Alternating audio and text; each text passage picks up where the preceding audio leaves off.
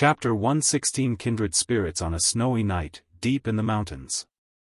Guan squatted down, picked the last ephemeral flower from the snow, and threw it into his storage bag. He only harvested one more year of lifespan, but he was not dissatisfied, because this month he had already harvested nearly 500,000 years of lifespan, pushing his total lifespan over 1,000,000 years again. It was so satisfying.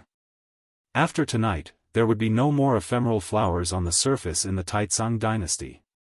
In 1 month, he had picked over 1,000,000 ephemeral flowers, half of which hadn't even reached a year old, having just sprouted. If Guan didn't pick them, the cultivators of the Taicang dynasty would clear them, so he could only pick them whenever he saw them, gambling on his luck. He couldn't ignore the safety of the world and forbid others from clearing the ephemeral flowers, and he also feared the ephemera sect. He could slowly accumulate lifespan, but if the ephemera sect's plan succeeded and he had no power to resist, he would be ruined. In the dim forest, Guan stretched lazily and then walked towards the nearby city. It was almost dawn, and he planned to stroll around the city. Being cooped up in Medicine Valley all the time wasn't good. Occasionally getting out to see the scenery and the sights of the exotic realms could help him gain insights. Since he encountered Wu Ju's path enlightenment, Guan had been pondering enlightenment. He felt that enlightenment relied not only on opportunity but also on life experiences. The sun gradually rose. The city 100 miles away began to stir with noise, signaling the start of a new day. At noon, Guan sat in the second-floor tavern, drinking wine. He sat by the window, watching the street below, where martial arts heroes were performing their skills. Where there were people, there was the martial arts world.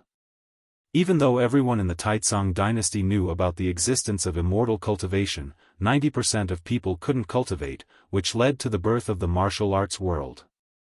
They stood apart from the immortal cultivation world, having their own excitement and grievances. In the entire city, Guan only sensed 3 other cultivators, and like him, they were pretending to be ordinary people. The immortal cultivation world was facing the threat of the ephemera sect, with countless demons eyeing them greedily outside the 9 dynasties, while the ordinary people lived unaffected. Most of them only lived for a few decades, and by the time their lives ended, the great demon calamity might not have even arrived. This was the difference between immortals and mortals. Cultivators and mortals lived under different time rules. As Guan contemplated the difference between immortals and mortals, many emotions surged in his heart. He wanted to see if he could enter a state of enlightenment through such reflections. However, he sat there all day without entering the state of enlightenment, but he didn't feel it was a waste of time. Sitting quietly sometimes, not speaking, and experiencing the countless facets of the mortal world had its own unique pleasure. Dusk settled again, and the snow that had stopped for a day began to fall once more. Guan stood up, left some silver coins, and then departed. He didn't leave the city directly but started to wander the streets, mingling with the crowds, letting the snow fall on him, immersing himself in the mortal world's hustle and bustle. Only at dawn the next day did Guan return to the valley. When he reached the 3rd Medicine Valley, he saw disciples gathered together, chattering excitedly. From a distance, he heard the disciples discussing the Supreme Elder.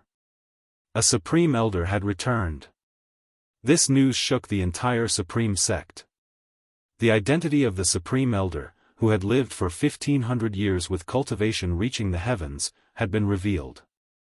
At the moment, the Supreme sect was facing the threat of the ephemera sect, and the return of the Supreme Elder had greatly boosted the sect's morale. The righteous sect of the world regained its domineering aura. This Supreme Elder's title was Mystic Spring, also known as Xian Quan. Guan guessed that he had returned because the Supreme sect informed him that ancestor Xian Tian had been killed by the ephemera sect. After listening for a while, Guan continued to pick medicinal herbs. As he picked the herbs, he was still contemplating the insights from the past 2 days. Although he hadn't entered a state of enlightenment, his mystic heart had gained another talisman. The mystic heart could gather divine skills, and Guan, at the Mahayana realm 9 layers, had a divine skill brewing. Condensing divine skills depended not on cultivation level but on insights. He already had an idea, and as he continued to perfect it, the divine skill would naturally form. 3 days later, Guan arrived at the outer sects book collection hall, where Elder Lu often personally received him as always. After not seeing him for several months, Guan noticed that he had aged significantly, his complexion also declining. Elder Lu, Foundation Establishment Realm 9th Layer 258/270/340, looking at the other's lifespan, Guan sighed internally. Elder Liu's cultivation level was obviously elevated by elixirs, so his lifespan was shorter than those of the same realm. Having known each other for many years, their relationship had become profound, beyond the bounds of age. Guan couldn't help but feel melancholic about his old friend's impending departure. However, he had long been prepared for this. He would eventually say goodbye to everyone around him. The path to longevity was destined to be lonely. Even if he found a way to extend the limit of lifespan in the future, it would just be an improvement. Making people immortal was incredibly difficult, and Guan couldn't transfer his lifespan to others. This anticipated loneliness didn't sadden Guan, instead, it made him more resolute. The more so, the more he wanted to live on. He wanted to see the mortal world after 10,000 years, the splendors of 10 million years, and the vicissitudes of hundreds of millions of years. Elder Lu, this is the last volume of the Supreme Immortal Venerable. Guan took a book out of his storage bag and smiled. Elder Lu took the book and curiously asked, "I thought you would wait a few more years. How did it come out so soon?" The story needed to end, and coincidentally, it concludes with the protagonist joining forces with the people of the world to slay the demon and bring peace. Doesn't this align perfectly with the current world situation? Guan smiled. He paused for a moment and then said, "Although my qualifications are mediocre and I lack the strength to change the world, if I can inspire the people's fighting spirit, it will be a small contribution." Elder Lu did not open the book but praised, "Your books have already influenced many people. Before you, cultivators rarely read outside their practice. The name Panan has taken on the aura of a sage." Elder Lu, "You're exaggerating." "Ha ha ha, what are you writing next?" "I don't plan to write anything for now. I will see what the future holds." Indeed, a masterpiece often comes about by chance and cannot be forced. The two chatted casually, with Elder Lu reminiscing about their first meeting. Guan listened intently and responded just as earnestly. After talking for 2 ancient hours, Elder Lu suddenly said, "Once the final volume of Supreme Immortal Venerable is arranged, I will resign from the elder position and prepare to leave the Supreme Sect to revisit my hometown. It has been 240 years since I joined the sect. I wonder if my hometown has changed." He already sensed his imminent end. People often wish to return to their roots before they die.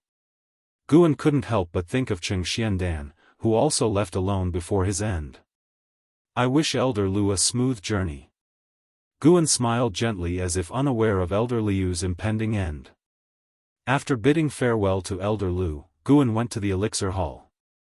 He did not enter the hall but stood in the street, looking at its sign. Because of Elder Lu, he thought of Zhu Qinglu. Zhu Qinglu, an elder of the elixir hall, was also responsible for liaising with Guan. He, too, did not have many years left to live. This indicated that in the coming years, Guan would continuously say goodbye to old friends. In this place, Guan entered a state of selflessness.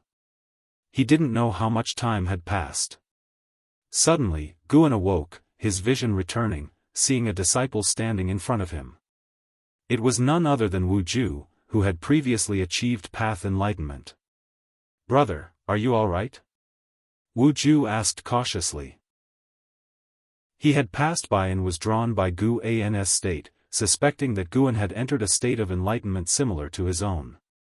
As he got closer, he realized it was the disciple he had encountered the day his own enlightenment ended. Fate was indeed wondrous. That day, this disciple witnessed his enlightenment. Today, he witnessed the disciple's enlightenment. Wu Ju developed a fondness for Guan and had been guarding nearby to avoid interruption. He had stood for quite a while. When Guan suddenly opened his eyes, he thought he might have disturbed him and felt a bit uneasy. Guan had indeed entered a state of enlightenment earlier, and his mystic heart had gained another talisman. He looked at Wu Ju and smiled. "I'm fine. Have we met before?"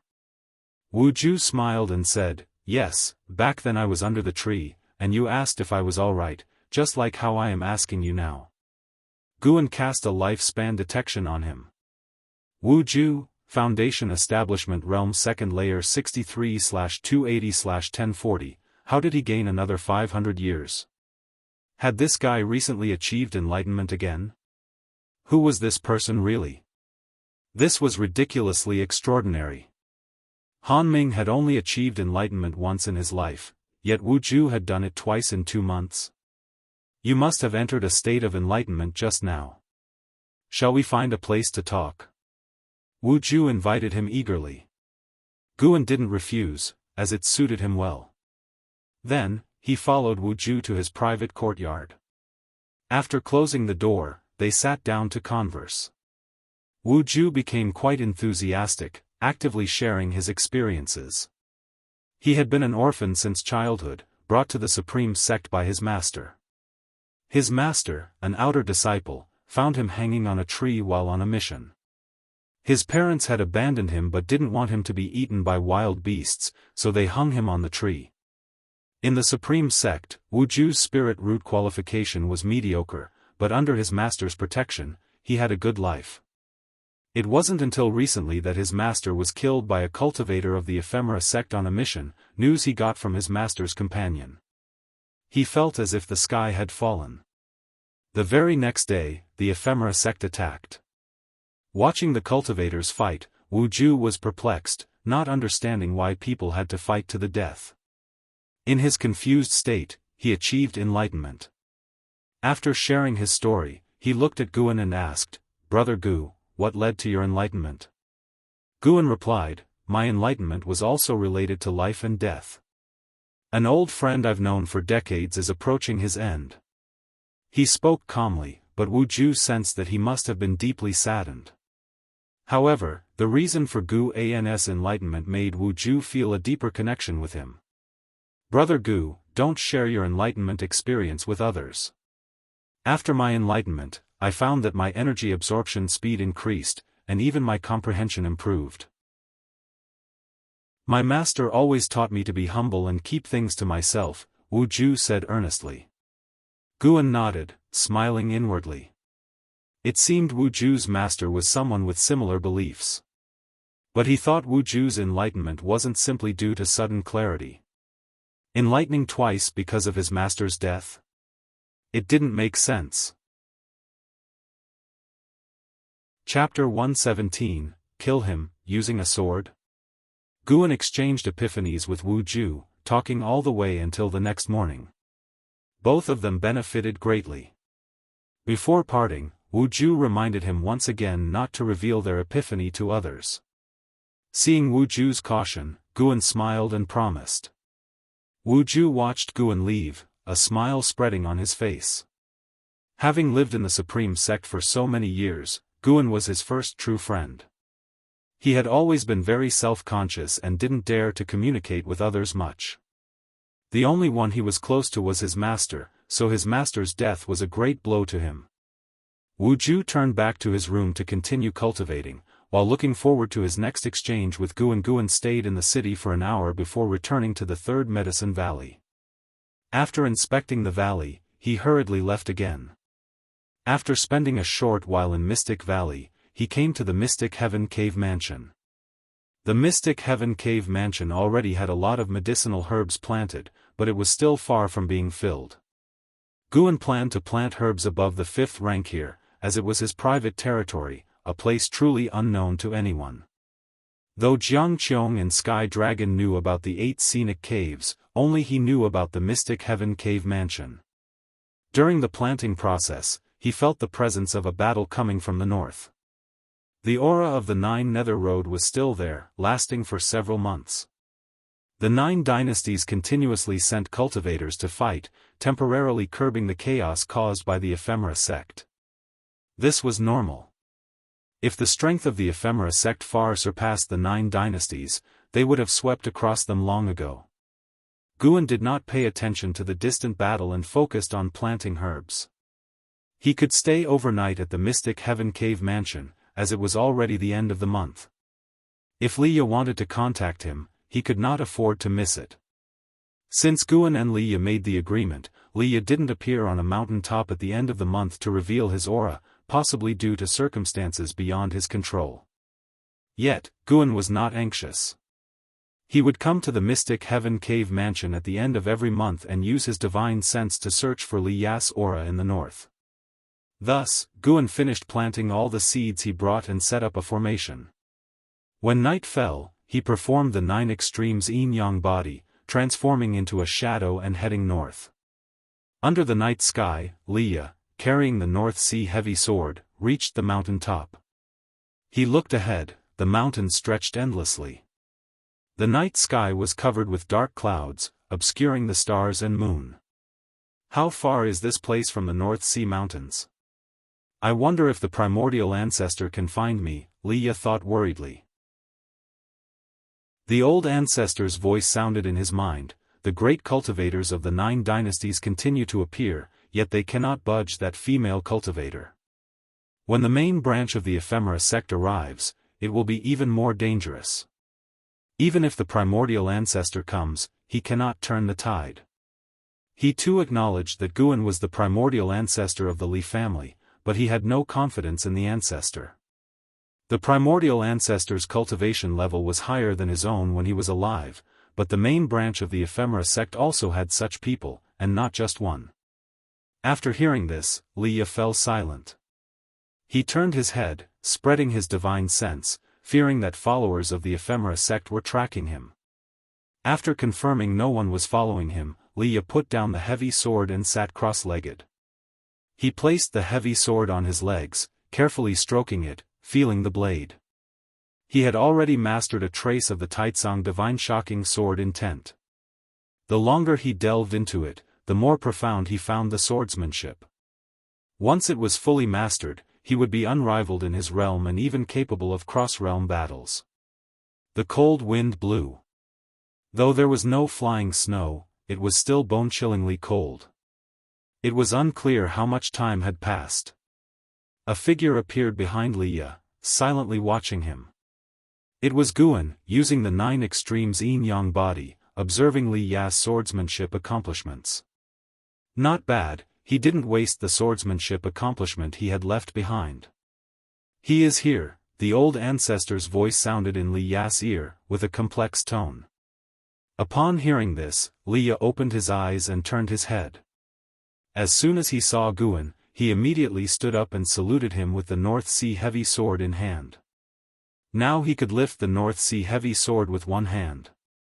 Greetings, primordial ancestor. Regarding the title Liya used, Guan couldn't bother to explain. As long as Liya didn't guess his real identity, it was fine.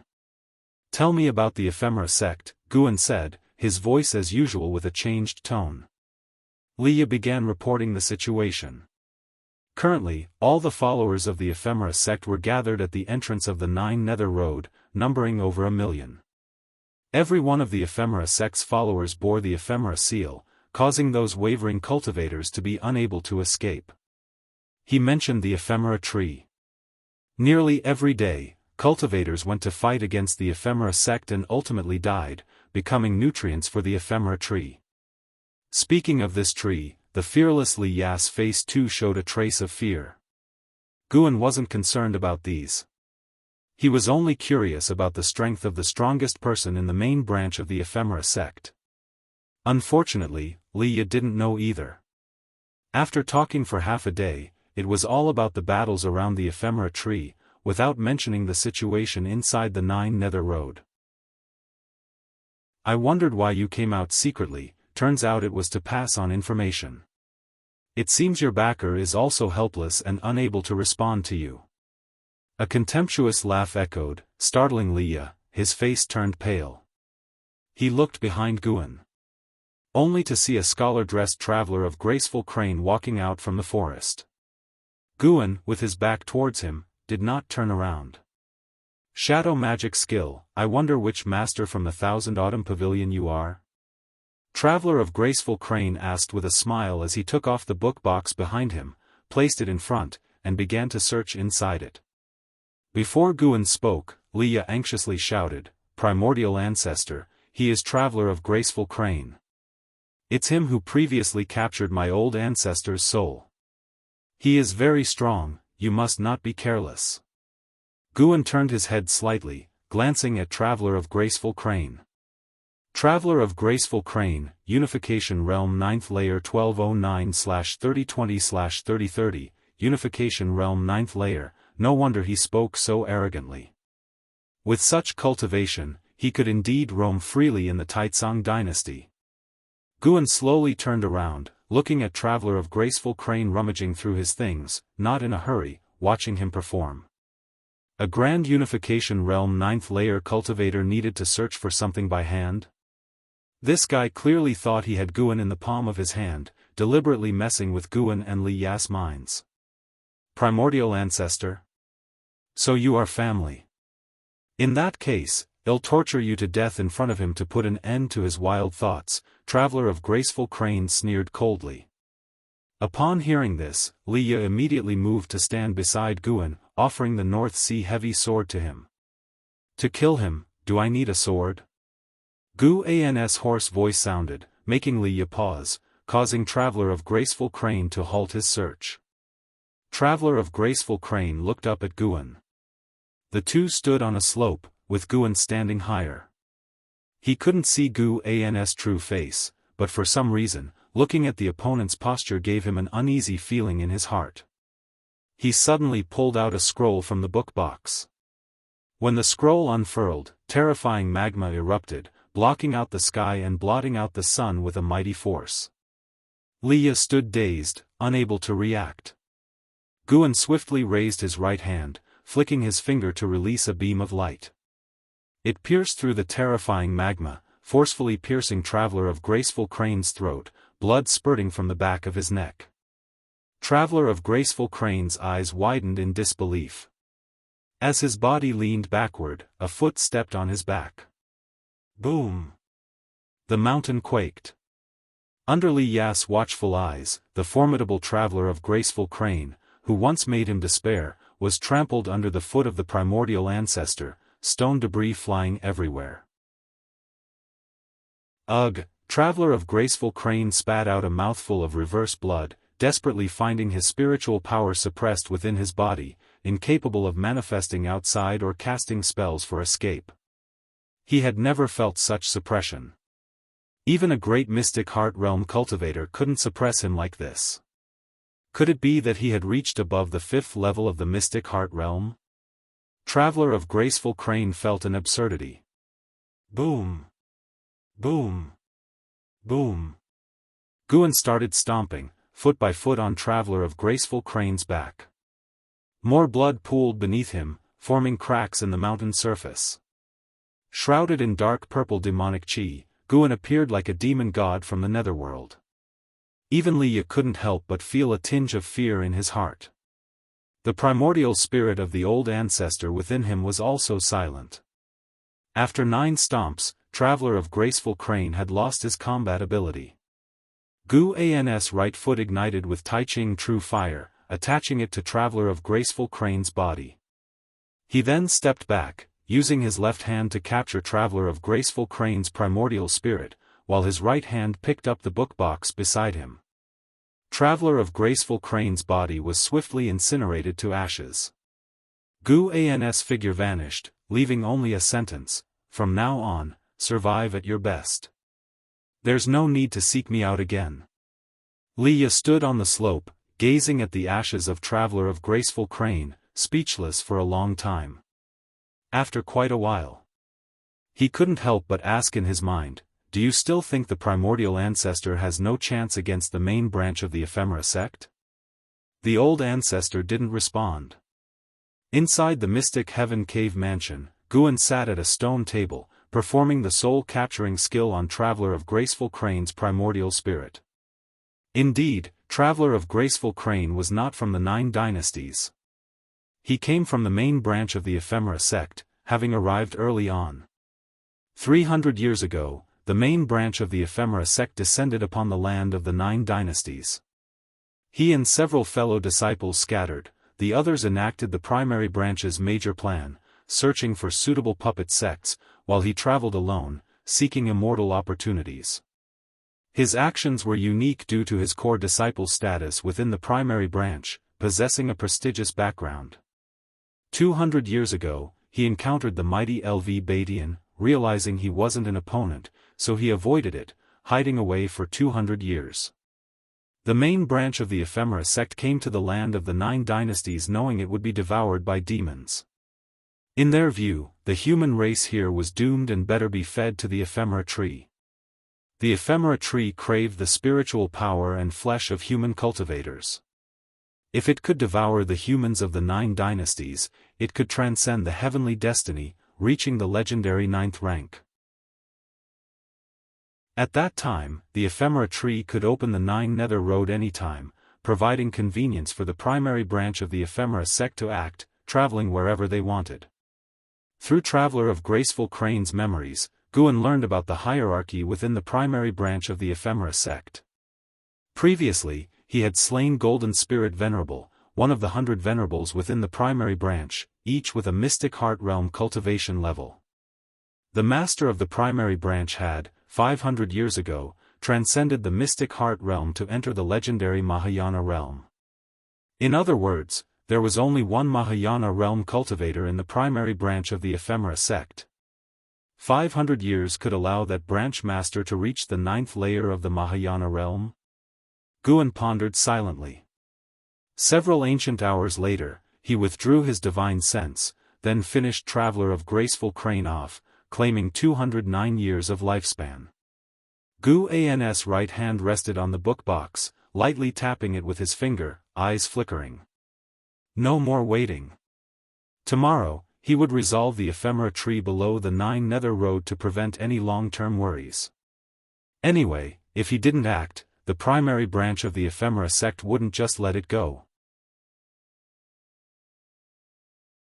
Chapter 118 Sword Venerable Fudao Strikes. Wuxian Wasteland. At dawn. Because of the overcast clouds in the sky, this wasteland had never seen the sun or moon. On top of a broken cliff, dozens of cultivators gathered, including Jianghu, the vice-sect leader of the supreme sect. They looked towards the horizon, with worry etched on their faces. That female demon is simply too powerful. Without a mystic heart realm cultivator, no matter how many of us join forces, it will be useless. There is no mystic heart realm cultivator in our dynasty. Our sect once had one, but he left 800 years ago and has been hard to find. How many mystic heart realm great cultivators stand behind the Ephemera sect? We have nowhere to go and cannot retreat. They were all leaders of various sects, all at the unification realm. Before the Ephemera sect wreaked havoc, each of them was a legendary figure in the 9 dynasties' immortal cultivation world, possessing immense power to turn the tides. Yet now, after gathering for many days, they were at a loss, not daring to act rashly. Many unification realm cultivators had already died under the Ephemera tree. Some had acted alone, and they had also launched total assaults, all ending in failure, the terror of the mystic heart realm paralyzing them. Jianghu suddenly raised his right hand. A ring on his index finger emitted a shimmering light that penetrated his brow. His face lit up with joy. Then he lowered his right hand and spoke, "Everyone, our supreme sect's supreme elder, Grandmaster Xianxia, has returned and is on his way here. When he arrives, we can follow him in launching an attack. Our Grandmaster Xianxia has already attained the mystic heart realm." This statement made all the sect leaders look at him with matching excitement and joy.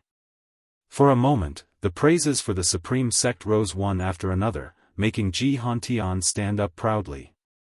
Although the supreme sect was the strongest sect in the Taicang dynasty, it might not rank among the top 3 within the 9 dynasties.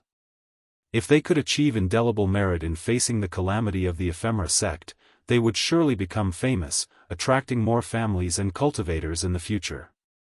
The atmosphere on the cliff improved, and everyone saw hope in defeating the demon of the ephemera sect. Meanwhile, thousands of miles away, under the rolling overcast clouds, hundreds of Jianghu tall ephemera tree stood like a gigantic demon, towering and ferocious. Vines hung down from the branches of the ephemera tree, most of them with corpses tied to the ends.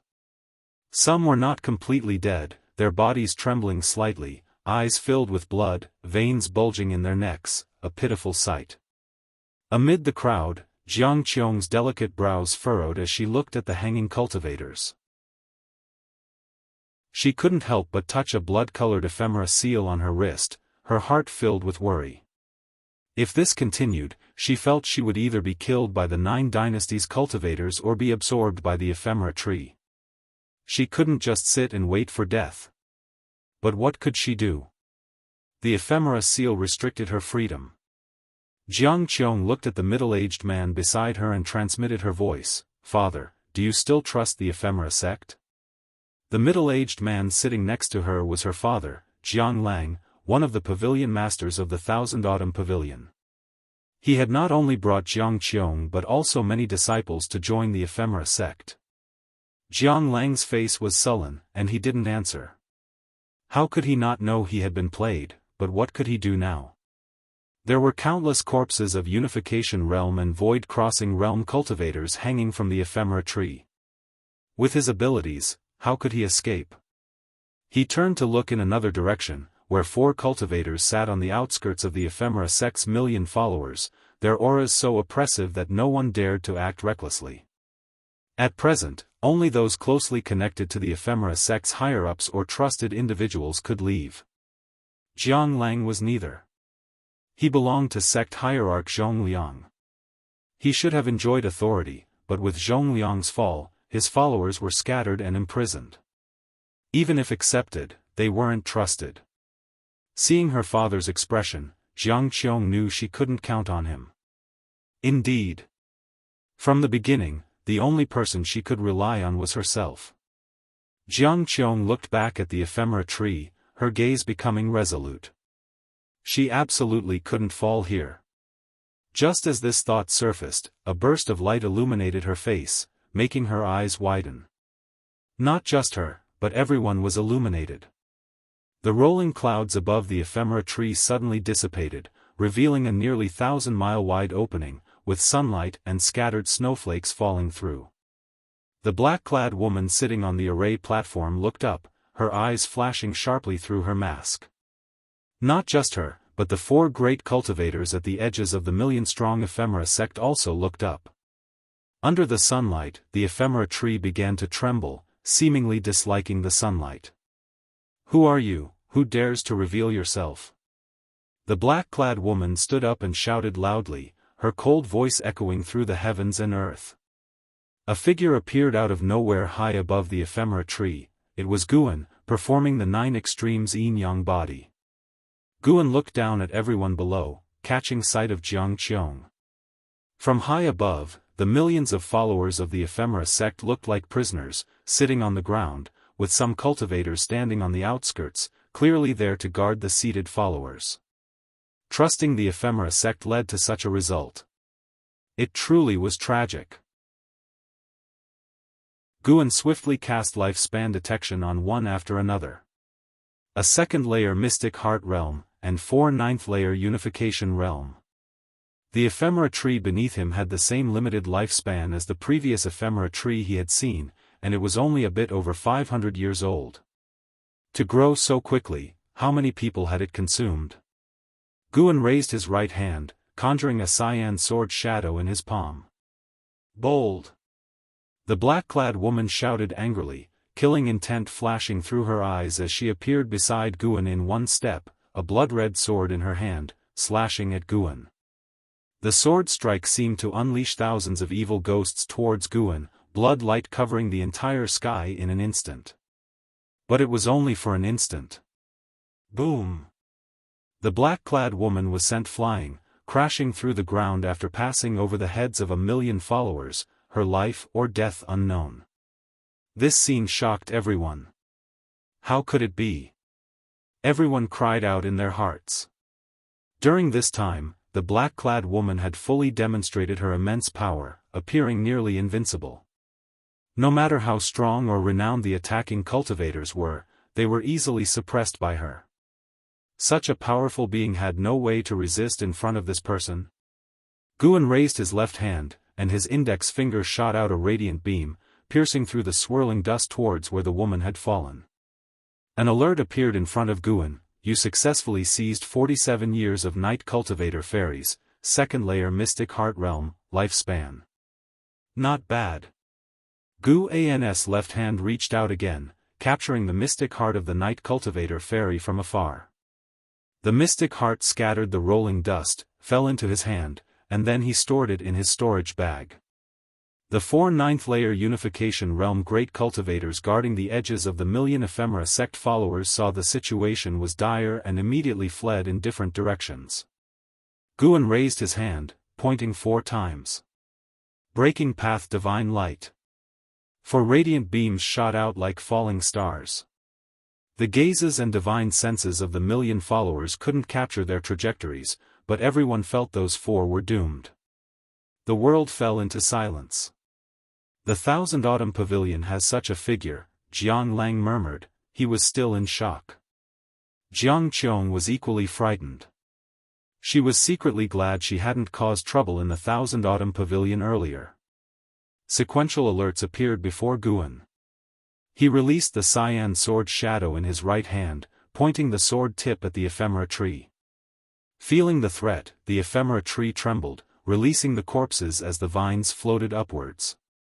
Under the watch of the 1,000,000 followers of the ephemera sect, a terrifying, twisted face emerged from the main trunk of the ephemera tree. What is that? A demon tree. It really is a demon tree. That face, we were deceived. No. Impossible, a deafening uproar erupted among the 1,000,000 followers. Unlike Jiang Qiong, most had come this far still harboring illusions or needing to cling to hope. Rumble, the ground quaked as enormous vines burst through and struck at Guan, startling the crowd to soar into the sky, with some taking the chance to flee. Yet there were also those, including Jiang Qiong, who courageously charged into the 9 nether road. The cyan sword shadow in Guan's palm burst forth with terrifying sword intent, descending like a divine weapon with dazzling light. That's sword intent. Sword Venerable Fudao. During her flight, Jiang Qiong looked up at Guan in horror. Sword Venerable Fudao was that powerful. The cyan sword shadow, carrying the sword intent of the Taicang Divine shocking sword, fell. Cultivators barely lifted off, were unable to flee the battlefield before the cyan sword shadow descended on the ephemera tree. This time, the sword intent was overwhelming, forcefully suppressing the ephemera tree, reducing it to ashes from top to bottom. The sword shadow hit the ground, shattering it, creating faults spreading rapidly in all directions, resembling an expanding spider web from the sky.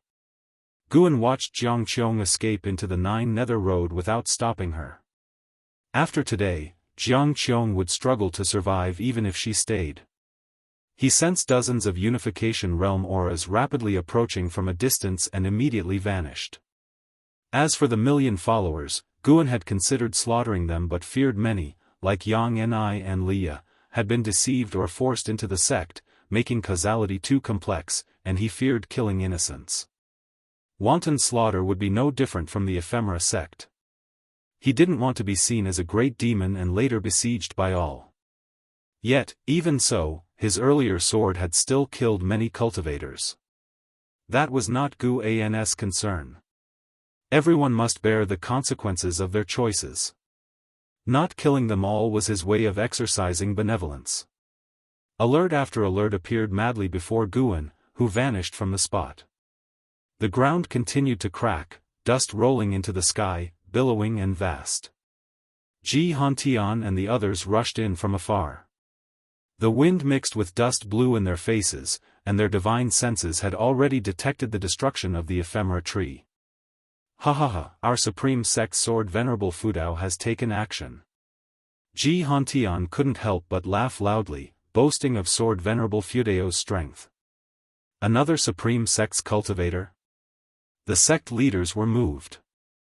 The previous sword intent had frightened them, making them feel it was impossible to reach such a height in a lifetime of cultivation. After the ephemera sect's destruction, they had to reassess the F. Chapter 119, Sword Venerable's Prestige. Lu Lingjun's guest Guan walked into Mystic Valley, scanning the disciples' cultivation along the way. He spotted Chu Jingfeng meditating under a tree with a wooden sword standing before him. He suddenly became interested and turned around to walk over. "Brother Chu, what are you doing?" Guan asked curiously. Chu Jingfeng opened his eyes and replied, "I'm contemplating my swordsmanship, trying to create a new sword technique." "Creating a sword technique? That's amazing. Why are you using a wooden sword? If you need a real sword, you can ask me." Guan praised him and then took out a treasure sword from his storage bag. Chu Jingfeng's storage bag had long been confiscated, and the spirit stones he earned doing odd jobs were kept in his house. Facing the gift of the sword, Chu Jingfeng shook his head and said, "No need. I want to comprehend pure swordsmanship, deriving it from the heart rather than from the sword itself." It sounded quite profound. Guan put away the sword and said with a smile, "If you need anything, just come to me anytime." After speaking, he headed towards his attic. Chu Jingfeng watched Guan's back, sensing his joyful mood. Though he is weak, he is always cheerful. Chu Jingfeng watched Guan's back silhouette silently, feeling a tinge of envy in his heart. Born into a wealthy family, he ended up imprisoned due to the family's power struggle. If he had the choice, he would prefer starting as a servant disciple, to avoid heavy burdens. Chu Jingfeng stopped thinking about it and resumed his sword enlightenment. After cultivating Daoist expansion skill, his cultivation level couldn't increase. He was too lazy to practice other spells, deciding to focus solely on sword enlightenment. Just like that mad swordsman Han Ming of Great Yu, who after attaining sword enlightenment, became unstoppable. Elsewhere. Back in his attic, Guan sat at his desk and brought up his attribute panel. His lifespan had skyrocketed by more than 300,000 years.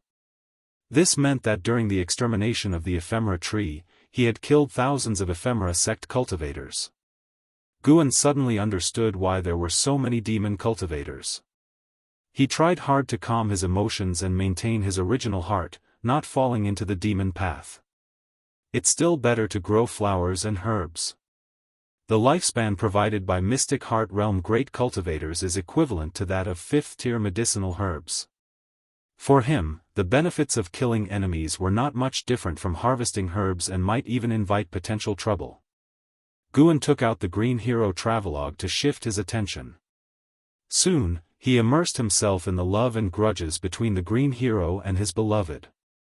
Meanwhile, in the dustless wasteland, many cultivators flew through the air. Some were arriving, others were escorting ephemera sect cultivators away. On a cliff, Ji Hantian stood behind an elder in a white robe, respectfully recounting the earlier battle. "That's how it happened, elder. It was all thanks to Sword Venerable Fudao. Who exactly is he among the supreme elders?" The Mystic Heart Realm great cultivator had no way to resist him. Ji Hantian asked, trying hard to suppress his excitement. The intervention of Sword Venerable Fudao had thrilled him greatly and made him proud. Recalling the shocked expressions of other sect leaders, he felt immensely satisfied. The elder standing before him, who had just returned, was Supreme Elder Xian Quan. Supreme Elder Xian Quan remained silent, closing his eyes as well. Ji Hantian did not disturb him, thinking that the Supreme Elder was contemplating who Sword Venerable Fudao might be. Little did he know, Supreme Elder Xian Quan was deeply shocked inside. Which Supreme Elder in the Supreme Sect was this powerful? However, he had heard stories of Sword Venerable Fudao upon his return, which at least suggested the other party's heart was aligned with the supreme sect, most likely being a member, though not a supreme elder.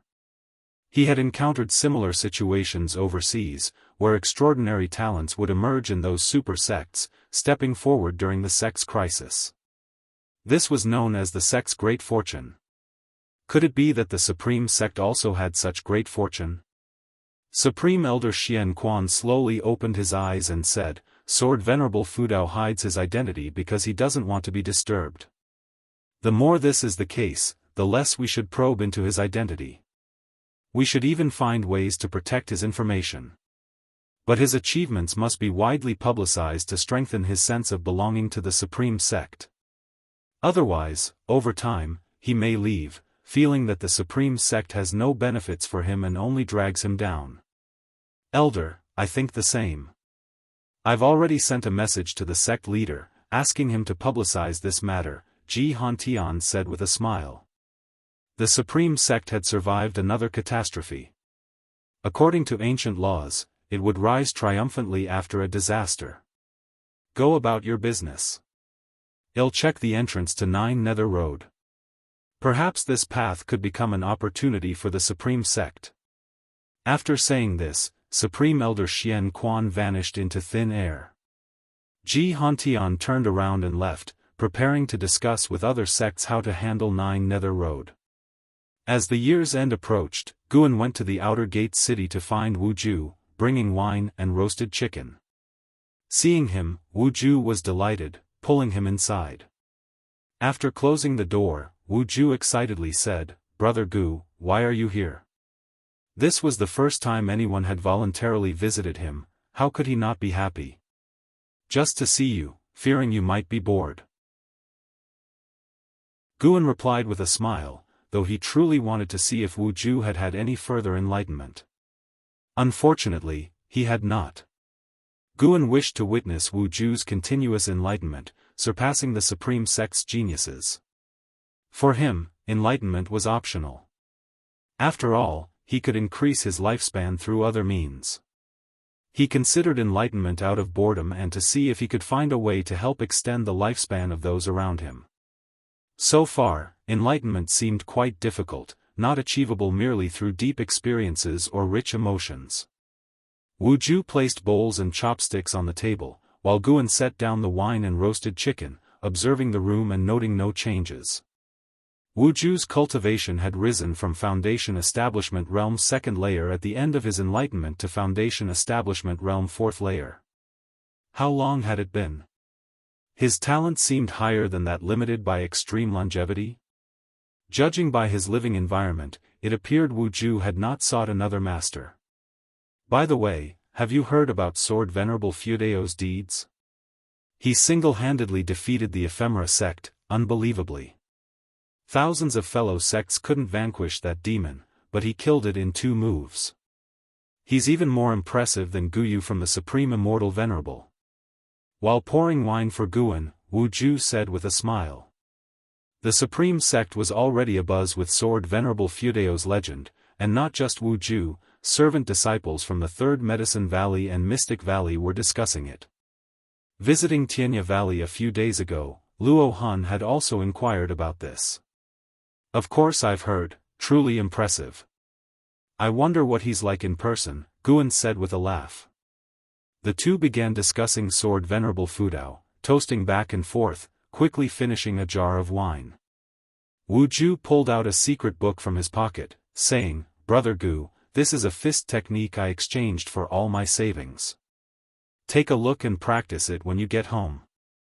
Guan hurriedly refused, how can I accept this? No, I can't take advantage of you.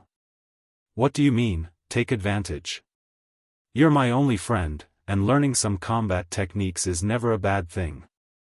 I've come to realize that the immortal cultivation world is rarely peaceful for decades, with conflicts between righteous and demonic paths erupting frequently. Wu Ju said earnestly.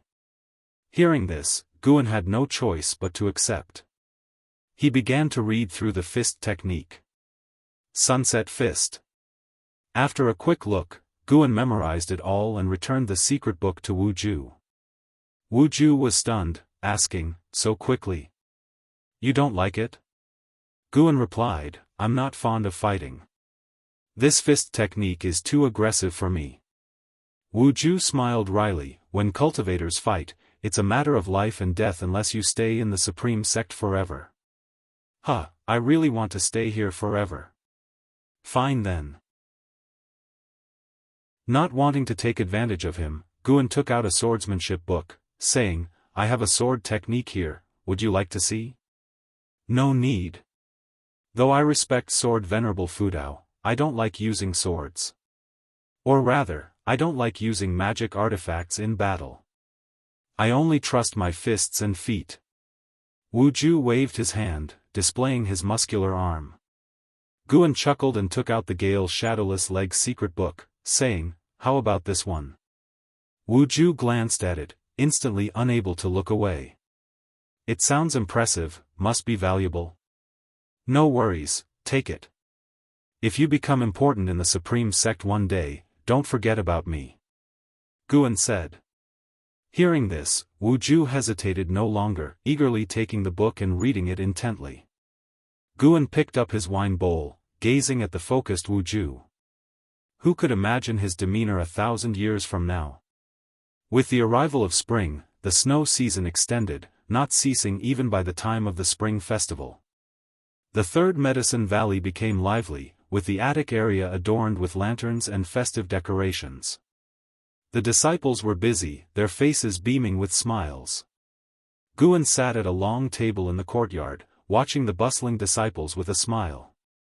Having many people was good, no need for him to toil. Guan glanced at Lu Lingjun, who was making paper cuts among the female disciples, looking virtuous and gentle, contrasting her unification realm 9th layer cultivation level. Xiao Chuan approached excitedly, "Senior brother, they're building a statue of Sword Venerable Fudao next to the heavenly repair platform. It's grand. You must see it next time you go." He had also started cultivating the Daoist expansion skill, though less enthusiastically than Chu Jingfeng or Lu Jiujia. He had accepted his aptitude and enjoyed life honestly. Guan could only respect this, as forcing cultivation was not possible. Besides, practicing the skill seriously only delayed aging, not prevented it. "Is that so? I should indeed take a look." Guan raised his eyebrows and smiled. The Supreme Sect's attitude pleased him, giving him due respect. Xiao Chuan continued narrating changes in the outer gate as Guan sensed LV Badian flying over. Soon, LV Badian landed. Xiao Chuan immediately got up and left, not daring to intrude. "Let's talk inside," LV Badian said, making his way into the attic. Lu Lingjun glanced over, curious. What was Gu An's true identity? Why did this unification realm 9th layer great cultivator constantly seek him? Could Guan be hiding his cultivation, not as weak as he appeared? These thoughts swirled in Lu Lingjun's mind, urging her to find an opportunity to talk with Xiao Chuan. Meanwhile, inside, Guan shut the door, and LV Badian placed a restriction, then sat down, asking, "There's a great opportunity, do you want it?" Chapter 120 Sword Intent shocks the sect. No. Guan refused outright, thinking, how could the Supreme Sect have any opportunities after just experiencing a calamity? LV Badian was stunned for a moment, not expecting such a blunt refusal. Instantly annoyed, he said, "You brat, I haven't even told you what the opportunity is." Guan sat down and said, "I won't be the sect leader, I won't write books, and I won't entertain disturbances from the holy sons or holy daughters anymore." LV Badian laughed in anger after hearing that. "In your eyes, am I that kind of person? I just don't want trouble, did I wrong you? If so, I apologize," Guan said seriously. LV Badian's face froze, then he gave a faux cough and said, "Naturally, you have wronged me. I came to find you for other matters." "What matters?" "You must have heard of the 9 Nether Road. It has now been sealed off by the 9 dynasties working together, with each sect sending cultivators to guard it. Even the main lineage of the Ephemera sect would find it hard to shake. Now, the sects of the 9 dynasties are leading disciples to train on the 9 Nether Road, where demons roam freely. You can kill demons and seize treasures. Moreover, the spiritual energy is rich, making it suitable for cultivation. LV Badian spoke slowly, which indeed surprised Guan. He hadn't expected the 9 Nether Road to be turned into a training ground like a secret realm. Guan asked, "Isn't the 9 Nether Road supposed to be dangerous?" "It is dangerous, so great cultivators will lead the disciples for training. I want to give you a spot so that when you enter the 9 Nether Road, someone will protect your life. You can cultivate, kill demons, or search for treasures. No matter what you do, someone will have your back. Isn't that a great opportunity?" Furthermore, the Supreme Sect plans to build a city inside the 9 Nether Road for disciples to rest and cultivate. LV Badian spoke passionately, full of ambition.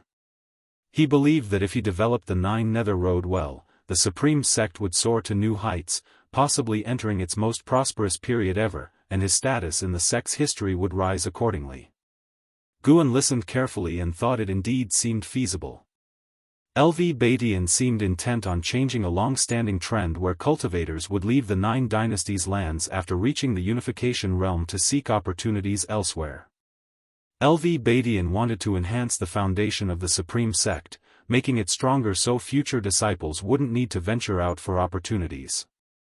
The 9 Nether Road was his first step. He also planned to establish a sea route, led by the newly returned elder Xian Quan. He spoke more and more passionately, almost declaring his intention to unify the continent. Guan listened with great interest, admiring LV Badian's vision. The stronger the Supreme Sect, the better it would be for him to benefit from its shade. After a long while, LV Badian finally ended his endless speech and looked at Guan, asking, "So, will you go?"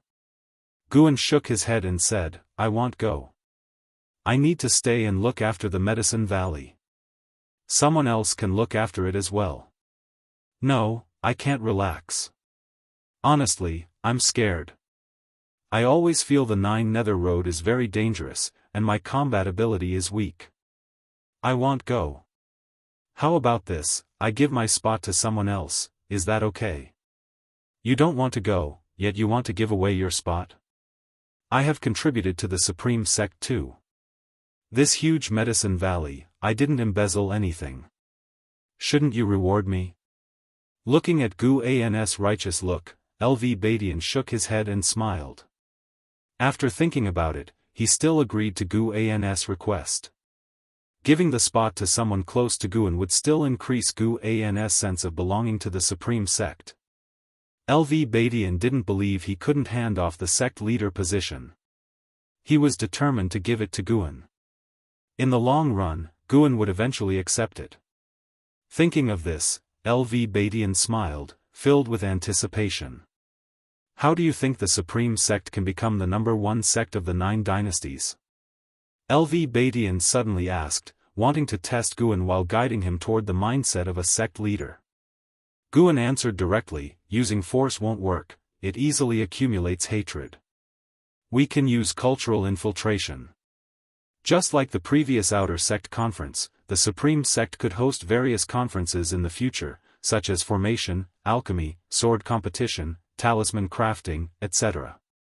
We should strive to make the Supreme Sect hold grand events that attract the attention of the 9 dynasties every few years. The initial investment might be huge, but once people get used to it, they will gradually recognize the Supreme Sect as the orthodox sect.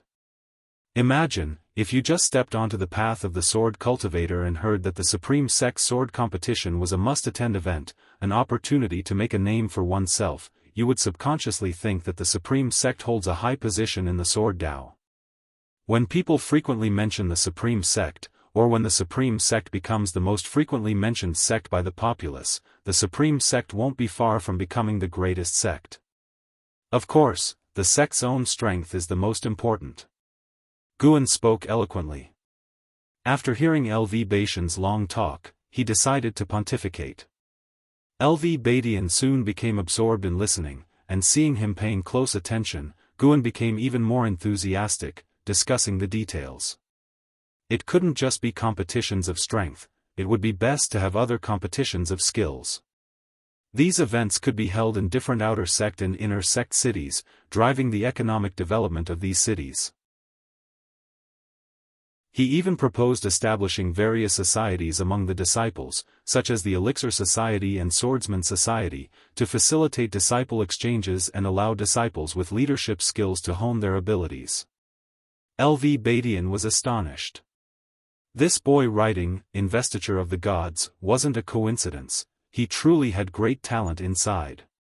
After Guan finished speaking, LV Badian drank a bowl of tea in one go, feeling invigorated. LV Badian looked at him intently and said, "And you say you're not fit to be the sect leader?" Guan waved and said, "I don't have the qualifications to be the sect leader. I don't have an illustrious background, nor do I have the courage or boldness to implement grand plans. At most, I can offer some advice. Execution is the hardest part. Guan would never be sect leader." LV Badian smiled and then began to ask questions about the strategies Guan had just mentioned, with Guan patiently answering. An hour passed before they both walked out of the pavilion. LV Badian followed Guan, still savoring Guan's ideas. As soon as they went downstairs, he bid farewell, saying he wasn't in the mood for festivities. Guan didn't try to persuade him to stay. Without LV Badian around, the festive atmosphere in the Third Medicine Valley became even more relaxed. After the new year, the matter of training on the Nine Nether Road quickly spread throughout the Supreme Sect. Treasures, heavenly materials, demon cores, spiritual energy, all kinds of benefits of the Nine Nether Road began to spread wildly. It was obvious that LV Badian, heeding Guan's advice, focused on publicizing the specific benefits of the opportunities, stirring up the enthusiasm of the disciples and enhancing their sense of belonging to the sect. In the Law Enforcement Hall, Yilan was summoned to meet with the elder of the Law Enforcement Hall. The elder of the Law Enforcement Hall smiled and said, "Yilan, the higher-ups have assigned you a spot for the Nine Nether Road. You are quite impressive. Don't worry, the Law Enforcement Hall won't mistreat you. We will help you better enter the Nine Nether Road." Yilan froze. The Nine Nether Road? The first person she thought of was Guan. Even though she had been rooted in the Law Enforcement Hall for years, opportunities like the Nine Nether Road were far beyond her reach. She had heard that the first batch of spots for the Nine Nether Road was limited to only 200, and the outer sect hardly had any chance. The corners of Yilan's mouth lifted. She felt no burden about being taken care of by Guan, only surprise and sweetness. "Senior brother, it seems you still have me in your heart, even if you are stubborn with words." Yilan understood Guan's thoughts. Romantic relationships could indeed hinder cultivation. Precisely because of this, she wanted to seize every opportunity to become stronger, proving her determination to her senior brother. Winter passed, and spring came, bringing the awakening of all things. Time reached early March. In the Third Medicine Valley, Guan squatted by the Heavenly Spirit Pond formed by Heavenly Spirit water. He had just released a batch of carp into it and was watching them swim freely to see if they could absorb the spiritual energy of the pond. Lu Lingjun stood beside him and said, "If raised like this, they might develop spiritual wisdom. Will the Heavenly Spirit water continue to expand?" Guan asked curiously. Lu Lingjun replied, "With the amount of water I have given you, it should reach a diameter of 10 zhang." Hearing this, Guan thought it was a bit small. Just as he was about to speak, suddenly a sword intent came from afar, alarming the sky. Lu Lingjun's expression changed slightly. She turned her head, frowning. Guan looked up and saw thunderclouds rapidly rolling in the sky, heading towards the inner sect. The sword intent of the Taicang Divine shocking sword. Guan could feel Enhao's presence. Good boy, he's already mastered the sword intent of the Taicang Divine shocking sword so quickly. Guan felt both gratified and a bit shocked. And Hao's talent was truly extraordinary. Lu Lingjun said in surprise, "This sword intent is similar to that left by Sword Venerable Fudao on the Heavenly Repair platform, but it's far less grand. Could it be that a disciple of Sword Venerable Fudao has initially mastered the Sword Dao?" Guan asked curiously, "A disciple? How can you tell so clearly? I can't even feel it." Lu Lingjun remained calm, saying, "Perhaps I've seen others cultivate sword intent." Having been a servant disciple for so long, she already understood the supreme sect and was ready to move up. To increase her status, her cultivation was naturally key. She didn't plan to start as an outer disciple but wanted to be introduced by Guan. Meanwhile, amidst clouds and mist, a mountain peak protruded through the sea of clouds, looking like an immortal realm. Alone at the mountain top, Anhao was meditating. Anhao's white robes fluttered wildly, and in front of him, a sword shadow condensed, exuding an ancient aura. Figures appeared out of thin air around him. LV Badian and Elder Xian Quan had also arrived. Elder Gu Zong looked at Anhao, astonished, and said, "This sword intent is," another elder said in a deep voice, "the sword intent of Sword Venerable Fudao. Did he gain insight from the Heavenly Repair platform? No, just relying on the Heavenly Repair platform isn't enough. He must have inherited Sword Venerable Fudao's legacy," a female elder said in a deep voice. "So, he is a disciple of Sword Venerable Fudao? No wonder, such a genius would voluntarily join the Supreme Sect without any background. It turns out, Sword Venerable Fudao helped us nurture the disciple," Elder Gu Zong remarked. LV Badian kept his eyes fixed on Anhao, his gaze flickering. Elder Xian Quan stroked his beard and said, "Such domineering sword intent, it could be recognized as the foremost sword Dao of the Taicang dynasty." His comment made the elders even more excited, and they began discussing Anhao's background and talent. Elder Xian Quan, meanwhile, waved his sleeve, and flags flew out from it, surrounding Anhao. The flag started to gather nature's spiritual energy, pouring it into Anhao's body. Chapter 121, The Battle of the World's Number 1. Anhao's Taicang Divine shocking sword intent shook the entire Supreme Sect, causing countless disciples to discuss it fervently. The sword intent lingered for several hours before it dissipated. In the following days, various rumors emerged.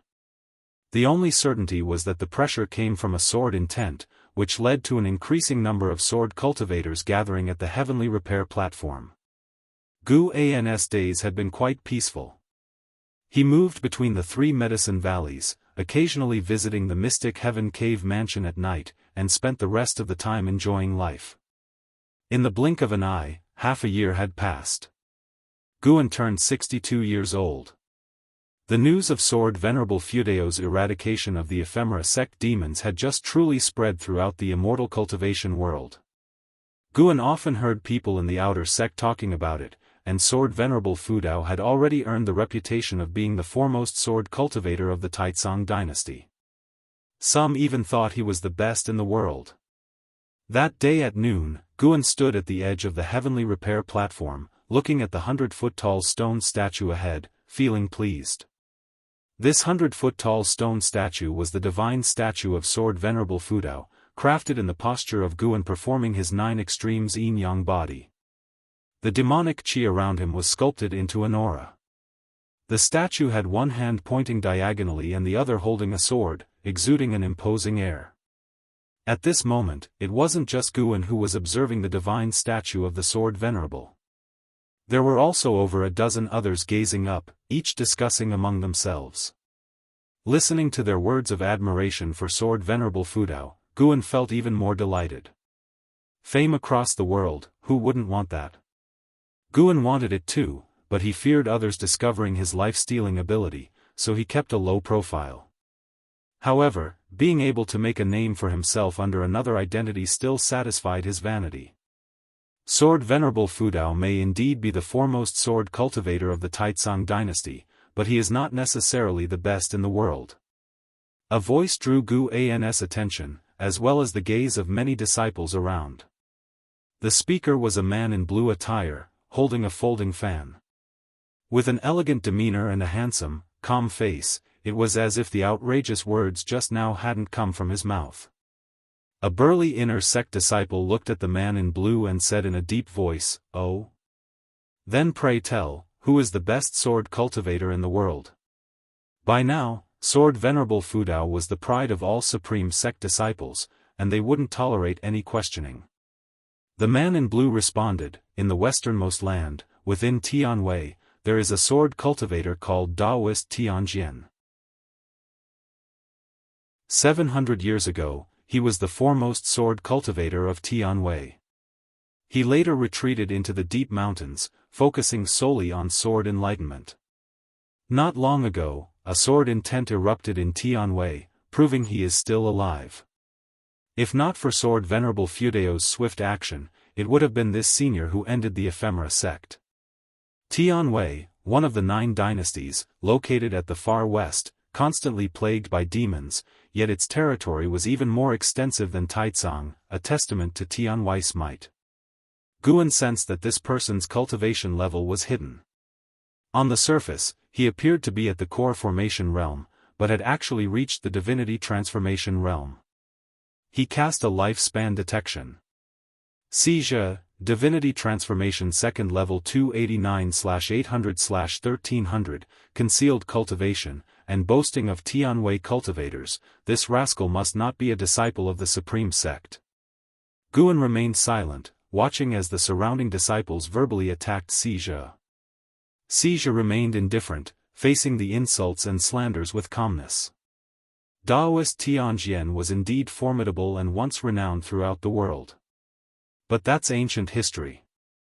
As a prince of the Tianwei imperial family, possessing the fire god blood lineage, to speak so recklessly within the Supreme Sect, are you inciting a war? A voice came, and everyone turned to see the mad swordsman of Great Yu, Han Ming, striding forward. Xia turned back, raised his hand in salute, and said, "So it's the mad swordsman, senior. I've heard you've been in the Supreme Sect for many years. Are you planning to join the Supreme Sect?" He smiled gently, but his words were uncomfortable.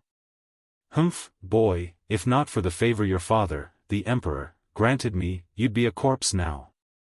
Do you think your divinity transformation realm cultivation can withstand my sword?" Han Ming snorted coldly. Divinity transformation realm.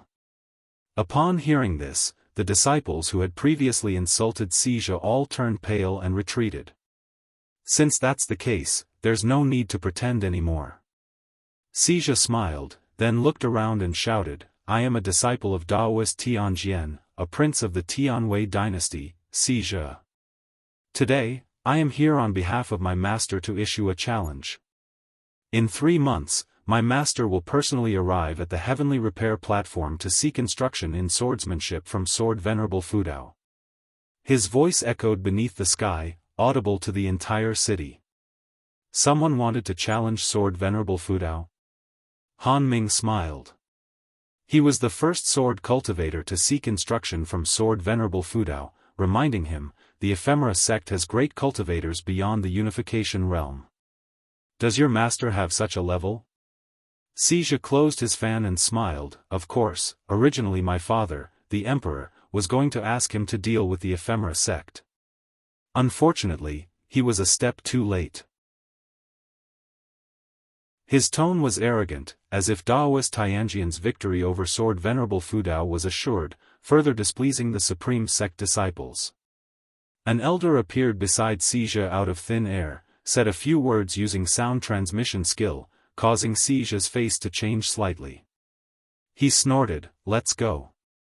Anyway, the challenge has been issued. Whether or not Sword Venerable Fudao accepts it is his business." He then left with the elder. Guan watched his departing figure, growing cautious. Sword Venerable Fudao had just thwarted the ephemera sect's conspiracy and was at the height of his fame. For someone to dare step forward now, they must be very capable.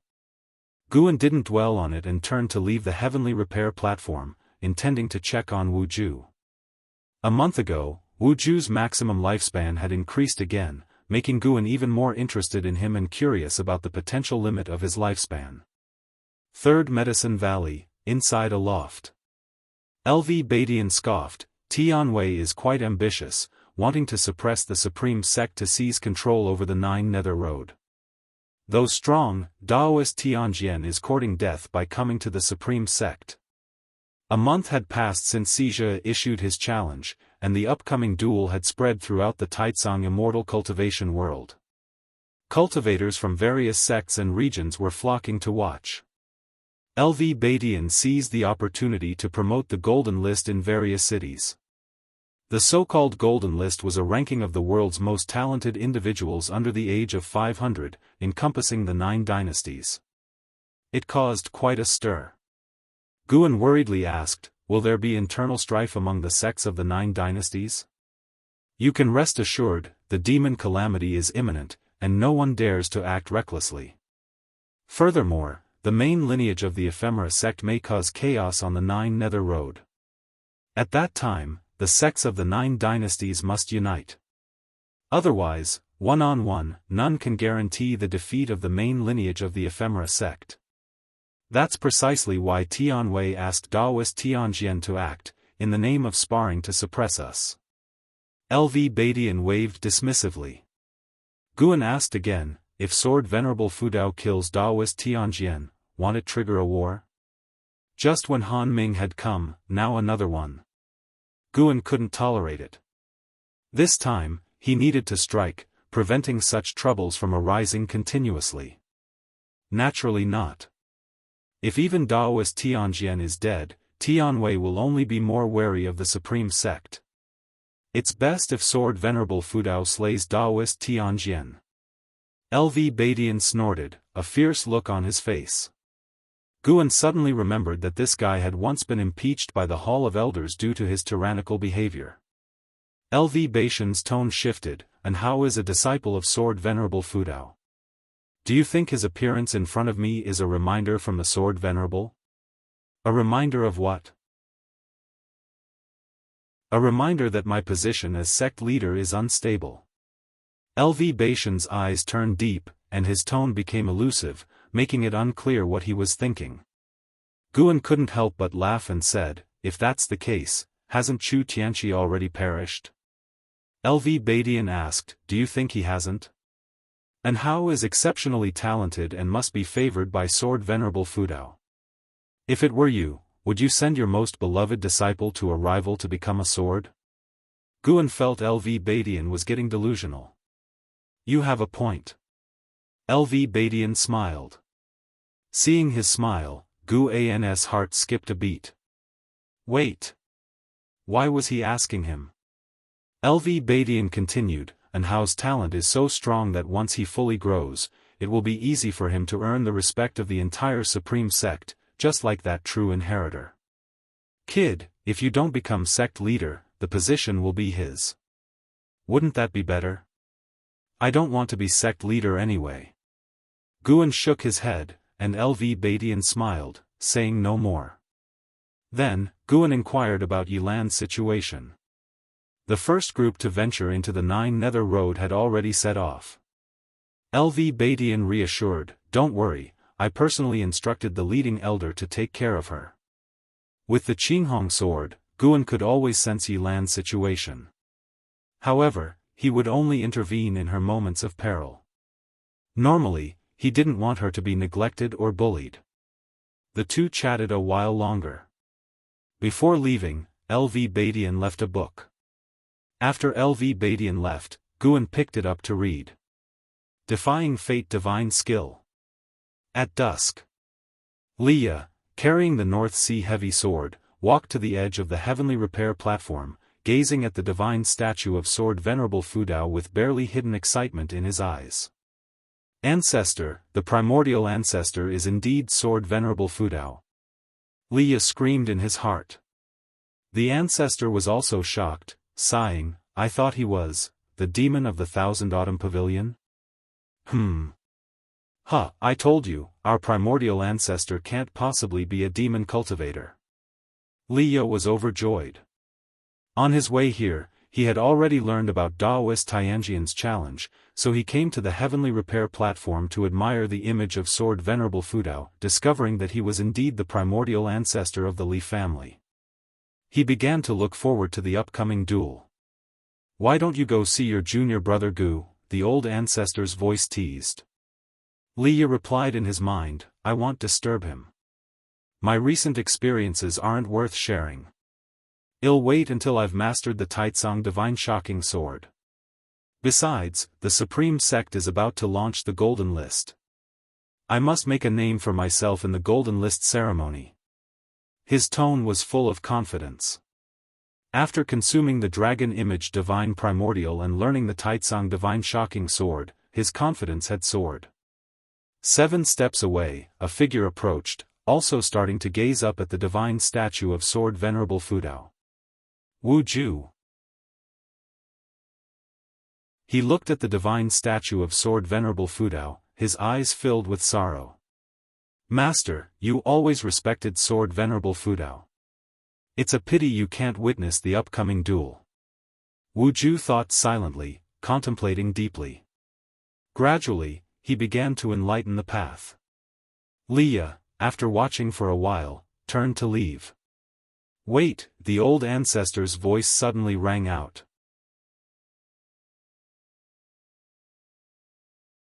Chapter 122 The Real Taicang Divine Shocking Sword, What's Wrong? Li asked in his mind, puzzled. He couldn't wait to return to the inner sect's cave, to cultivate properly and then become famous throughout the world. The voice of the ancestor rang out, "Look at the person next to you, he's actually gaining enlightenment."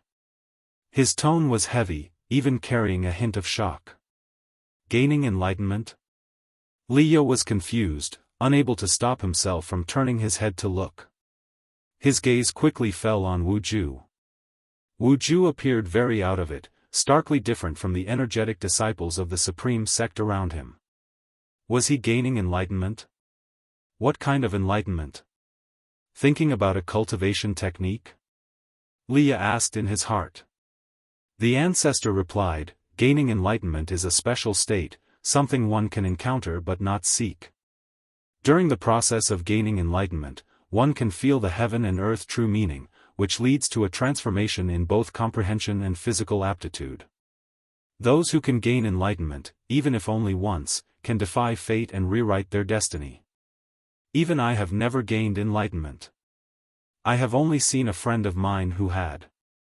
If he were still alive, he would undoubtedly be one of the top experts in the 9 dynasties of the immortal cultivation world." So amazing? Li examined Wu Ju carefully but couldn't see how Wu Ju was different. He looked quite ordinary, even less impressive than his junior brother Gu.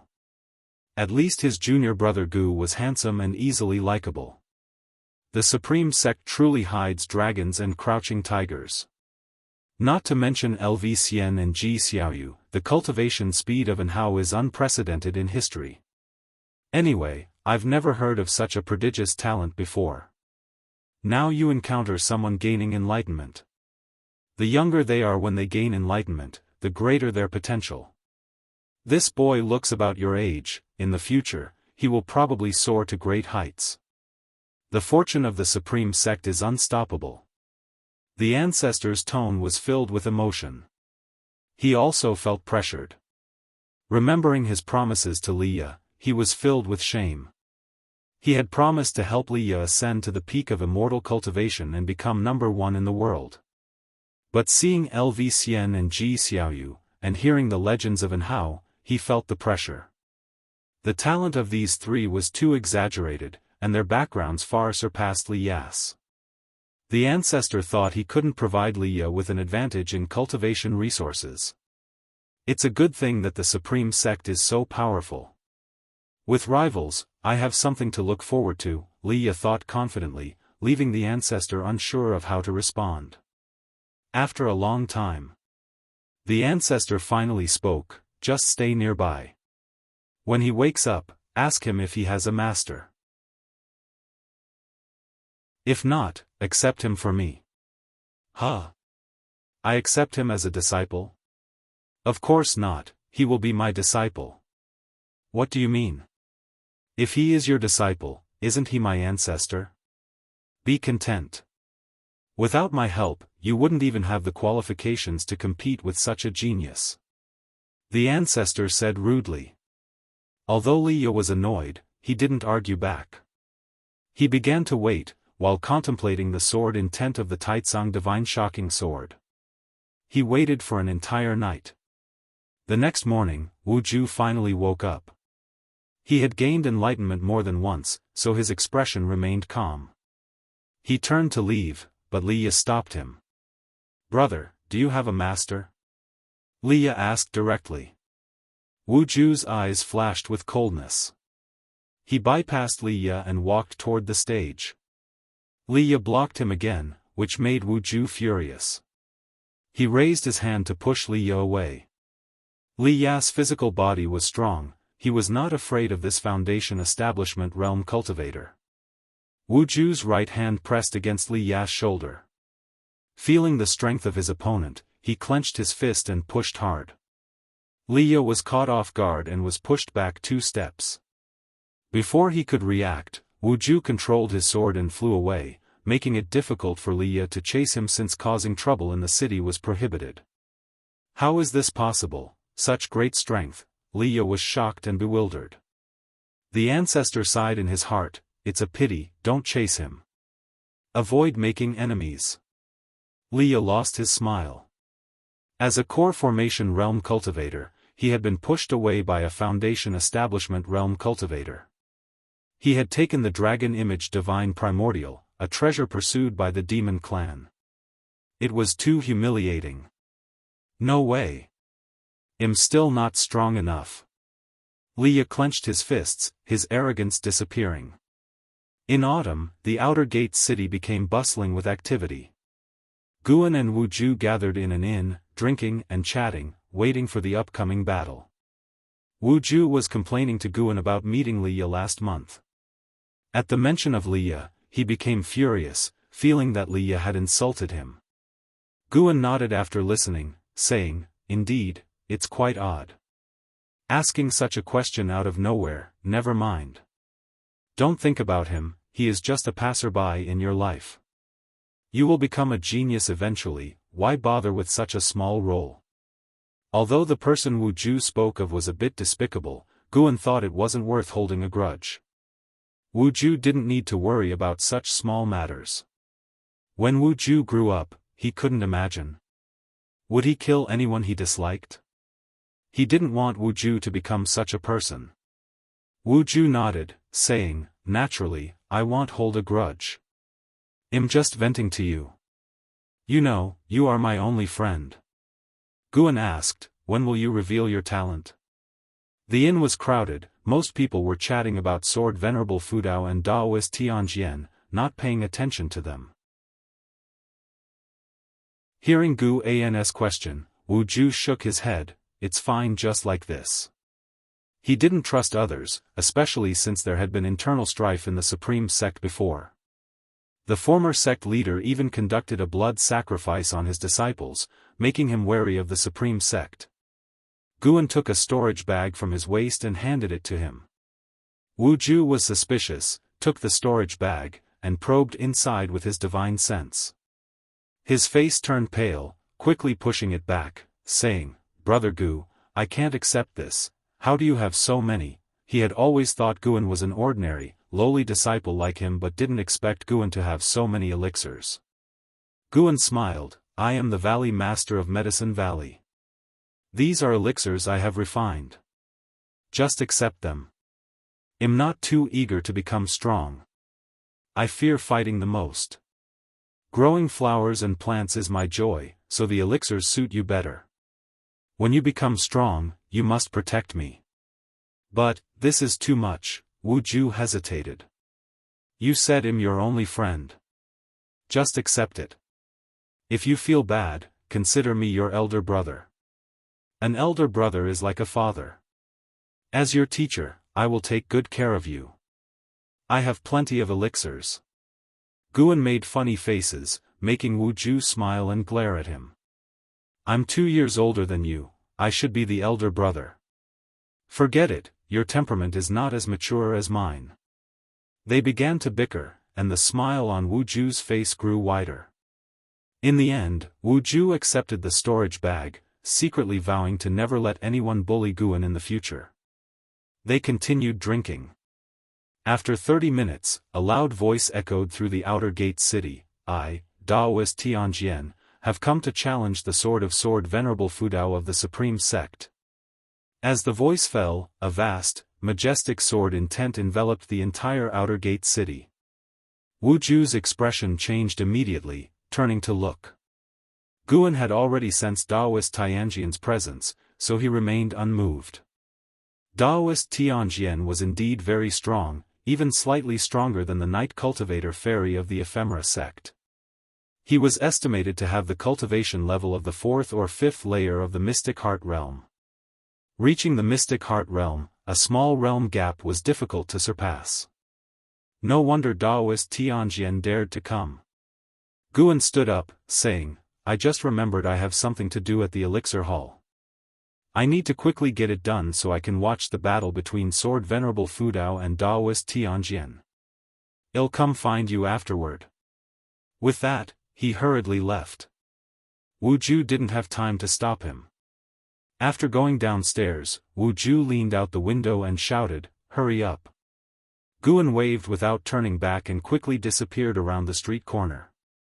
Daoist Tianjian has come. The outer gate city stirred, with more and more cultivators flying out, searching for Daoist Tianjian's figure in the sky. At this moment, a 10-zhang tall sword, gleaming with white light, descended from the sky and hovered above the south city gate. Atop the sword's hilt stood an elder with the demeanor of an immortal, his hair white, garbed in white robes, with no sword or magic artifact in hand, his arms crossed behind him. He closed his eyes and began waiting. The news spread quickly, and disciples from all directions in Outer Gate City hurried over. LV Baidian brought An Hao to the heavenly repair platform. Soon after, Xian Quan, Gu Zong, and other high-ranking members of the Supreme Sect appeared one by one. An Hao gazed curiously at Daoist Tianjian's figure. He now knew that his master was the Sword Venerable Fudao of the Supreme Sect. He came specifically to watch the fight, believing his master to be invincible, so he wasn't worried about his master losing.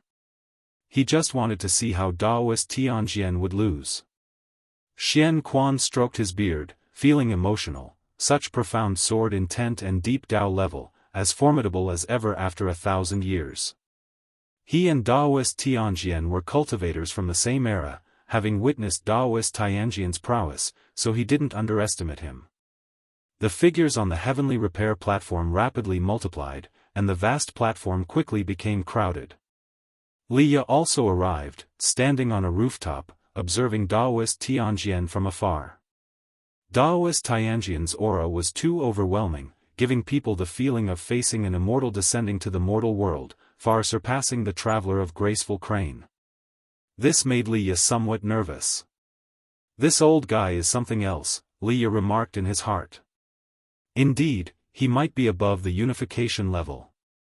Daring to show up at this critical moment indicates his strong confidence, "Stronger than I was in my previous life," the ancestor said gravely.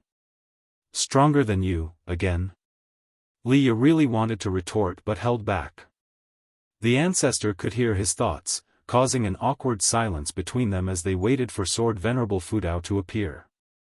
Prince Xijia from Tianwei ascended the heavenly repair platform, smiling, "Everyone, watch closely. Witness the first sword of Tianwei. See what it means to be the sword immortal of mortal world."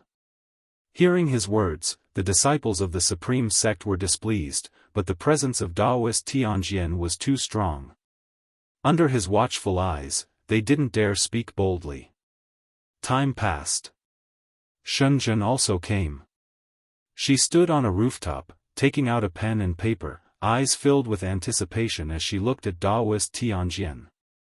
Meanwhile, Guan had already moved to a forest.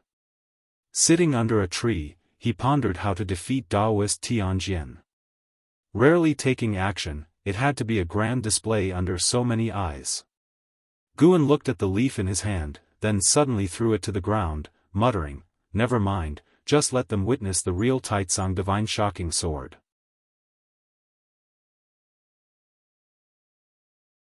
Chapter 123, Number 1 in the World. In the outer gate city, Daoist Tianjian stood motionless on a giant sword of white light. The autumn wind made his robe, white hair, and beard flutter, making him look transcendent as if he could ascend to immortality at any moment. The eaves of every building in the city were crowded with disciples, not only of the supreme sect but also cultivators from other sects and families, all eager to see who was the greatest sword master of the time. Billowing dark clouds surged from the horizon, swiftly covering the entire city, increasing the tension. Everyone dared not speak loudly, only whispering to each other. Wu Ju stood on an eave, facing the wind. The wind grew stronger, forcing him to cultivate energy to keep his hair from blocking his vision. What a powerful presence, truly like that of an immortal. Why hasn't Sword Venerable Fudao appeared yet? This battle can't be avoided, even the Prince of Tianwei has come to challenge us. Don't worry, the Venerable will definitely come. Even the mad swordsman of Great Yu had to wait for a while when he challenged him before. What's the hurry? A good show needs to be savored. Listening to the discussions around him, Wu Ju's eyes were filled with longing. He wondered when he would achieve such prestige. In the future, he too wanted to have such a widely anticipated duel with the top experts of the time. He hoped his opponent would be Sword Venerable Fudao.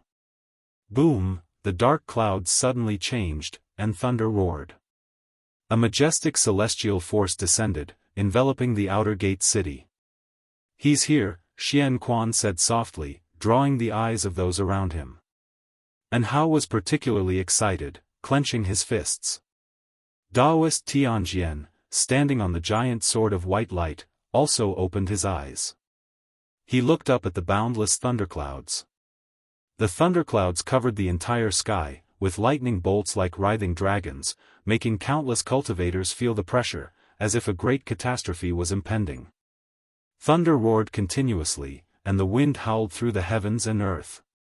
Daoist Tianjian stood on the hilt of his sword, his white robe flaring like white flames burning fiercely. "Sword Venerable Fudao, why do you not show yourself? Is this how the Supreme Sect treats its guests?" His voice echoed, cold and indifferent. On the heavenly repair platform, Han Ming sneered. "He didn't even get to meet Sword Venerable Fudao back then, and now you think you can? Just wait to be defeated." Shenzhen had already sketched the figure of Daoist Tianjian. She took out another sheet of paper and continued to draw, first capturing the oppressive scene of the sky filled with thunderclouds. "Face your demise with your strongest swordsmanship." A deep, hoarse voice rang out, making Li Ya and An Hao incredibly excited. It was the voice of the primordial ancestor. It was the voice of the master. All the cultivators in the city held their breath. It was the first time they had heard the voice of Sword Venerable Fudao, and they were all shocked by its domineering tone. Absolute confidence, absolute dominance, this was the Sword Venerable Fudao of the Supreme Sect. Daoist Tianjian's eyes sharpened, and a vast sword intent burst from within him, sweeping across the sky above the outer gate city, forming a vast sea of swords. The brilliant sword light, crystal-like starlight, illuminated everyone's face. At a glance, it looked like a galaxy transversing above the outer gate city, astonishing everyone. What kind of sword intent was this? Was this a realm achievable through cultivation? In the galaxy formed by the condensed sword intent, countless sword shadows began to coalesce, all pointing skyward, their edges gleaming sharply. At the same time, the thunderclouds above intensified in their churning, quickly forming a giant face, with only its facial features visible, leaving the true visage unseen. It looked like an immortal deity, gazing down upon the entire outer gate city. In front of this giant face, everyone seemed insignificant, including the galaxy of sword intent created by Daoist Tianjian. Everyone's hearts raced as they looked at the massive face that occupied most of the sky, feeling an inexplicable sense of awe. Daoist Tianjian frowned, raising his right hand and placing 2 fingers to his lips. He began cultivating energy, and white flames of sword intent gathered around him, wind swirling around his body. His aura reached its peak, even startling the city's protection array to activate, forming a giant light shield to protect the entire city, with him floating just at its edge. The ground trembled, mountains swayed. The distant mystic valley was alarmed, making all the servant disciples turn their heads. Chu Jingfeng quickly reached the mountaintop, gazing afar at the rolling thunderclouds on the horizon, as if a great calamity was imminent. Not only from Mystic Valley, but even from the distant Tianya Valley, people were also alarmed. Yi Luyun, meditating on the mountaintop, squinted towards the distance, his hands tightly clenched in his sleeves. At this moment, this seeker of the sword Dao felt his insignificance. On the heavenly repair platform, the Prince of Tianwei, Xia, also became tense. Although Sword Venerable Fudao had yet to appear, the giant face in the sky was so terrifying that even he couldn't imagine what kind of power could crush the oppressive might of this giant face. Heavenly Sword, rise. In the still and oppressive heaven and earth, Daoist Tianjian's voice suddenly rang out, like the first ray of light piercing through chaos, invigorating everyone's spirits.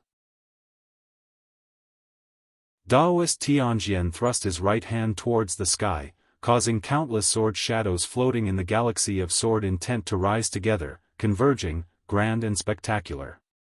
At this moment, the giant face in the sky suddenly opened its third eye on its forehead. A sword light shot out from the third eye, seeming like the light of the heavenly Tao, descending with unparalleled celestial might. Boom! The 2 terrifying sword intents collided in mid-air, causing the world to resonate. Countless cultivators' senses trembled, their visions blurred, and various noises filled their ears. Their divine senses felt a burning sensation, instinctively retreating. Mystic Heart, LV Badian muttered as he gazed up at the unparalleled battle. His face was illuminated by 2 kinds of strong light, divided into upper and lower layers. The light below was silvery white, while the light above was dimmer, yet it continually devoured the silvery white light below. Daoist Tianjian's expression changed dramatically. His opponent's sword intent far exceeded his expectations. Impossible. Could he not be of the Mystic Heart realm? He thought in disbelief. At this moment, the sword light from the third eye of the giant face suddenly grew stronger, shattering his sword intent and descending upon him with a speed surpassing lightning. His white hair and robe flared. He stared with wide eyes, his body turning rigid. In his pupils, a figure could be vaguely seen gazing down at him as if an immortal deity watching over an ant. In the eyes of all onlookers, Daoist Tianjian's sword intent lasted only for the span of 2 breaths before it was instantly shattered. The vast galaxy of sword lights was crushed, forming countless silver fragments floating inside and outside the city. The scene was so visually overwhelming that cultivators of all realms were moved. Xian Quan's eyes widened, his heart churning with waves of shock. He had the highest realm and saw everything clearly. The gap between Sword Venerable Fudao and Daoist Tianjian was immense. Daoist Tianjian was no match for Sword Venerable Fudao at all. He could even confirm that when Sword Venerable Fudao first attacked, he deliberately held back. Otherwise, he could have killed Daoist Tianjian in an instant. Daoist Tianjian first showcased his strong sword intent to emphasize how terrifying Sword Venerable Fudao's sword was. At least Xian Quan was frightened, unable to fathom the true strength of Sword Venerable Fudao. Xia's pupils dilated, and his face was filled with disbelief as he looked at Daoist Tianjian. Before Sword Venerable Fudao acted, Daoist Tianjian was the number 1 in the world in his eyes. Yet, this number 1 in the world had been defeated so utterly. The mad swordsman of Great Yu, Han Ming, fell into a stupor. The strength demonstrated by Sword Venerable Fudao made him feel ashamed, realizing how overconfident he had been before. And Hao smiled broadly, trying to suppress his urge to cheer. Liya stood on the eaves, dumbstruck by what he saw. Shenzhen quickly regained her composure and swiftly sketched the scene of Daoist Tianjian's dreadful defeat. The wind howled as Daoist Tianjian fell backward. His mystic heart was shattered, and his primordial spirit was continuously breaking apart. It was hopeless, and he couldn't even speak anymore. Yet, his face showed a satisfied smile. The #1 sword in the world. I have witnessed it. Daoist Tianjian's eyelids grew heavier. His gaze remained fixed on the giant face in the sky. Even when he closed his eyes, the corners of his mouth lifted into a smile. With a thud, Daoist Tianjian's body fell in front of the South City Gate, stirring up a cloud of dust. The overwhelming oppressive force covering the entire world dissipated, and the giant face formed of thunderclouds in the sky vanished as well. Boom! The entire city shook. The sounds of uproar and exclamations erupted like thunder from a clear sky. Everyone became excited, the cheers, shouts, and exclamations merging into a deafening roar. My heavens! It ended with one strike? Ha ha ha, I told you, Sword Venerable Fudao couldn't be defeated. The gap is too vast. Actually, Daoist Tianjian is really strong. Before Sword Venerable Fudao acted, I really thought he was the #1 in the world. Yes, that vast sword intent even made my sword want to unsheath. Listening to the voices from every direction, Wu Ju also felt excited. It was a pity Guan wasn't around. He wouldn't be able to express his emotions alone. Just then, he saw Guan leap up from the street, hurrying toward him. Seeing this, Wu Ju's face immediately broke into an excited smile.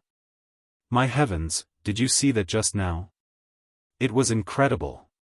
Guan hurried to Wu Ju, excitedly exclaiming.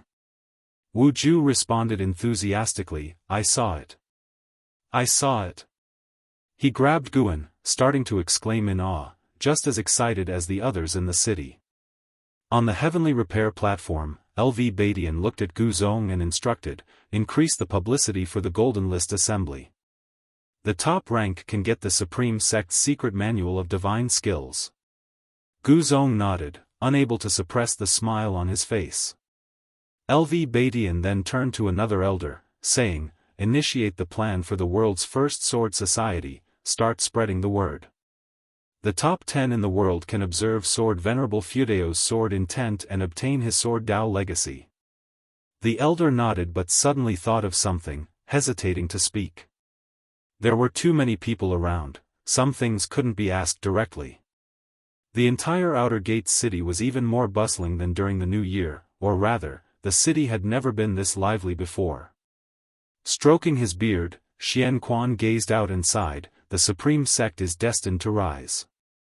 And Hao closed his eyes, carefully savoring Sword Venerable Fudao's earlier strike. Mysteriously, he seemed to grasp something, falling into deep contemplation. As if sensing something, Xian Quan suddenly turned to look at An Hao, as did everyone else. When they saw An Hao's state, they were all moved. This boy.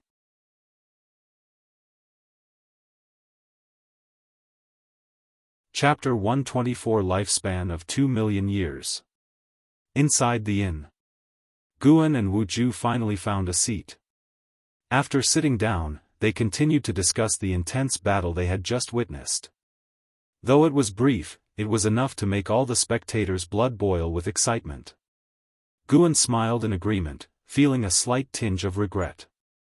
Killing Daoist Tianjian would only grant 10 years of lifespan, because Daoist Tianjian had less than 200 years left to live when he chose to take his own life. Daoist Tianjian probably reached the mystic heart realm long ago, but 700 years ago, he likely realized there was no hope for his cultivation to increase further, so he secluded himself in the deep mountains. Unfortunately, after sitting for 700 years, he still couldn't find the path. This time, Daoist Tianjian came seeking death. Guan didn't dwell on it. His attention was soon drawn to An Hao on the heavenly repair platform. An Hao was actually achieving path enlightenment. The inner sect elders surrounded him, protecting him. Good lad. Guan felt comforted. The stronger and Hao became, the happier he was. And Hao was his true disciple. Unlike the disciples of Medicine Valley, the more powerful and Hao became, the more pride Guan felt. With so many great cultivators protecting him, Guan was relieved. He withdrew his thoughts and focused on drinking and laughing with Wu Ju. Before long, a figure approached and sat beside Guan. She nonchalantly handed him a drawing. "What do you think? How is the drawing?" Shenzhen asked with a smile. Guan took a careful look. In the painting, Daoist Tianjian stood with arms spread wide, enduring the sword light descending from the sky. The dark and fierce style of the painting gave a sense of tragic beauty. "Not bad, as expected from you," Guan praised casually. Shenzhen pouted, sensing his perfunctory tone. Wu Ju hesitated and asked, "Brother Gu, who is this?" Although Shenzhen wore a veil, her attire and features indicated she must be a beauty and of high status. Guan smiled and said, "This lady is named Shenzhen. Like me, you can address her as Ms. Shen." He then introduced Wu Ju to Shenzhen. Seeing Shenzhen's indifferent attitude, Guan reminded her, "My brother here is no ordinary person. He will someday make a name for himself in the supreme sect, don't talk nonsense." Wu Ju interrupted hastily, his face turning red. "Really?" Shenzhen couldn't help but reassess Wu Ju, making him even more uncomfortable. Guan laughed, "Come, let's drink and chat."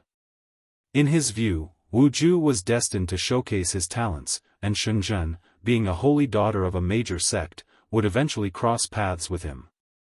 Meeting earlier would help them look after each other in the future.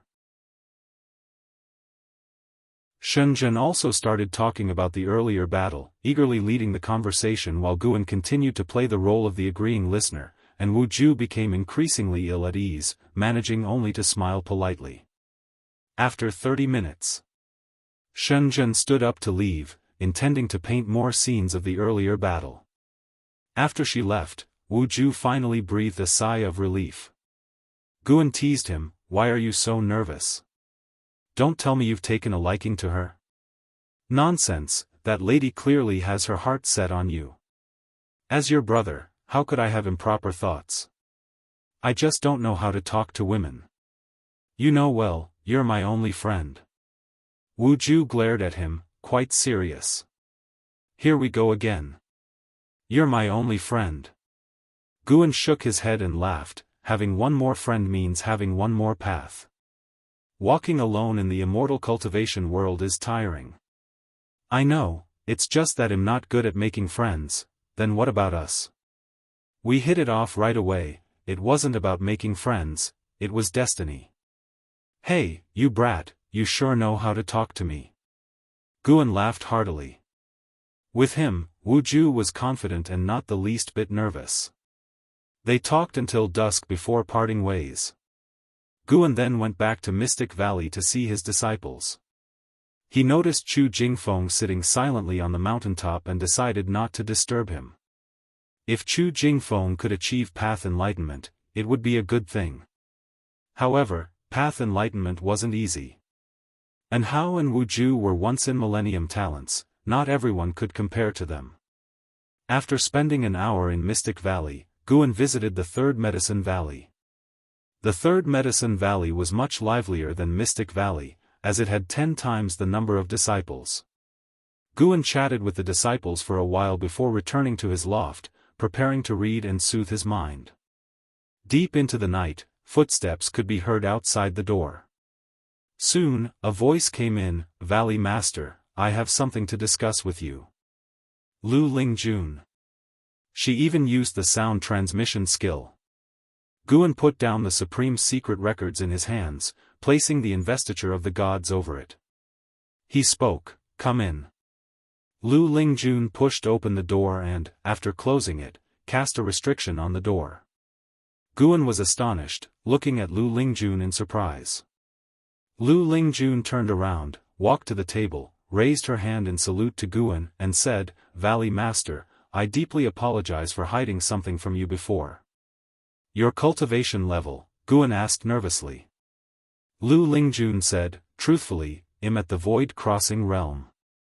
Void Crossing Realm. Guan stood up abruptly. Lu Lingjun quickly said, Valley Master, I mean no harm. Listen to me first. Upon hearing this, Guan's expression changed several times before he slowly sat down. Seeing Guan sit down, Lu Lingjun smiled and said, I hid my cultivation level because I don't know much about the Taicang dynasty. I come from a very far place. While exploring a great power's cave, I encountered a mysterious formation and got transported here. Unable to find my way back, I decided to settle in the Supreme Sect. I hope the Valley Master could help introduce me. Guan asked in surprise, with your cultivation level, you can openly join the Supreme Sect. Why need my introduction? The Supreme Sect has strict rules. With my cultivation level, I can only become a guest elder, which means years of waiting. I noticed the Valley Master has connections. With your help, I could avoid decades of struggle, Lu Lingjun said seriously.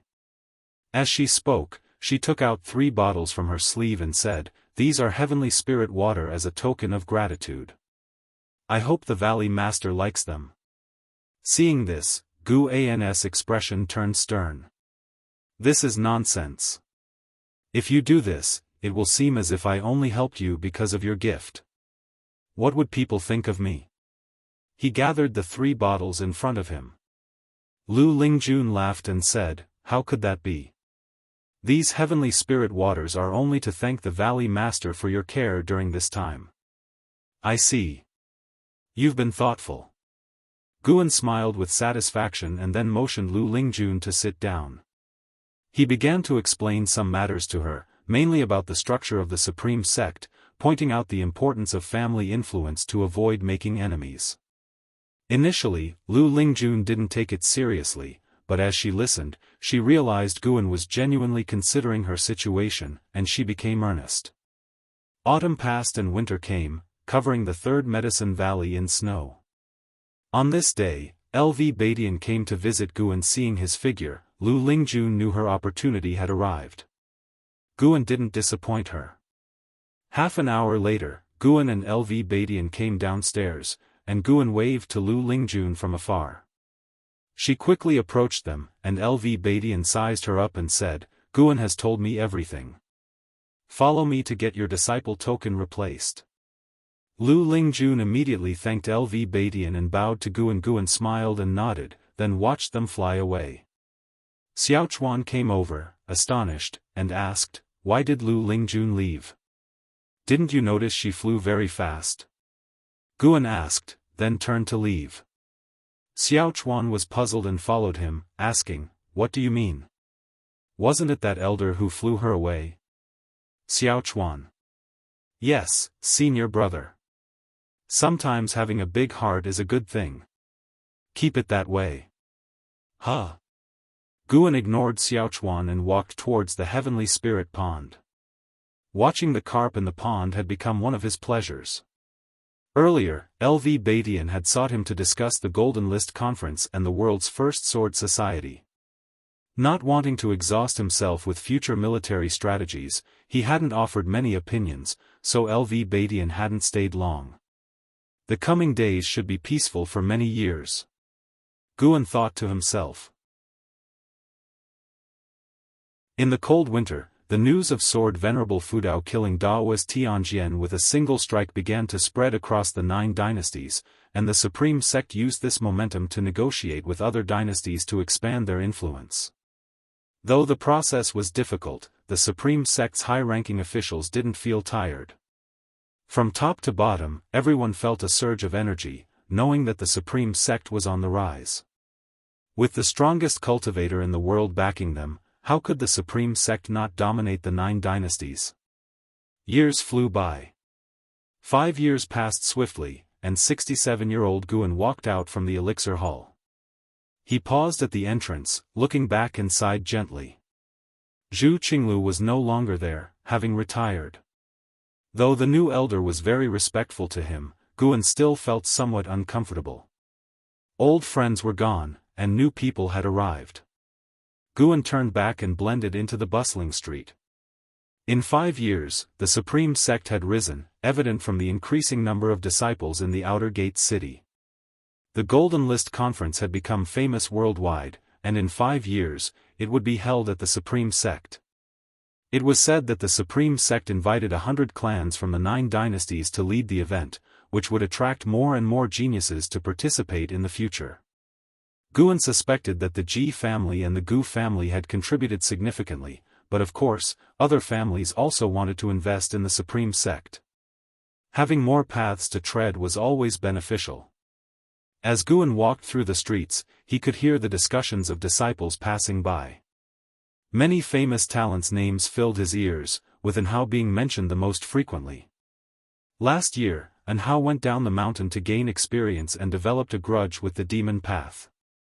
Using his core formation realm cultivation, he killed a nascent soul realm great cultivator, making a name for himself in the immortal cultivation world. The title of the supreme sect's top genius was firmly placed on Anhao's head, with no one able to challenge it.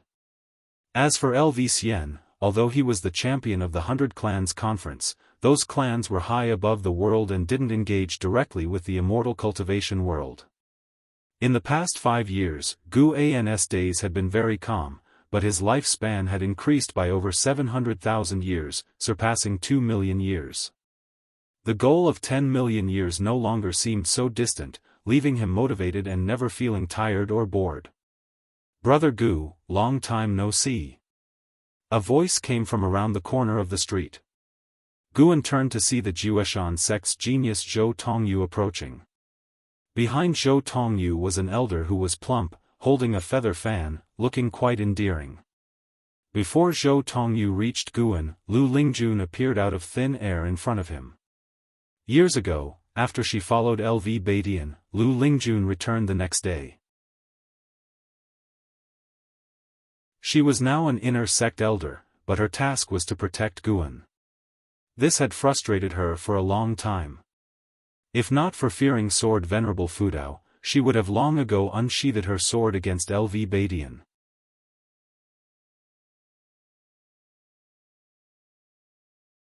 Chapter 125, Golden List's Note, Ghost in the Night, the person behind him is not simple. Lu Lingjun used the sound transmission skill to remind Guan, her gaze bypassing Zhou Tongyu to look at the fat elder behind him. Guan had already seen the opponent's cultivation level but still cast a lifespan detection. Zhou Li, Unification Realm, 7th Layer 1478/3000/3100, surname Zhou again. Guan was curious. When Zhou Tongyu came last time, there was no great cultivator following him. Zhou Tongyu looked at Lu Lingjun and smiled, "Brother Gu, it's been many years, and you have experts protecting you.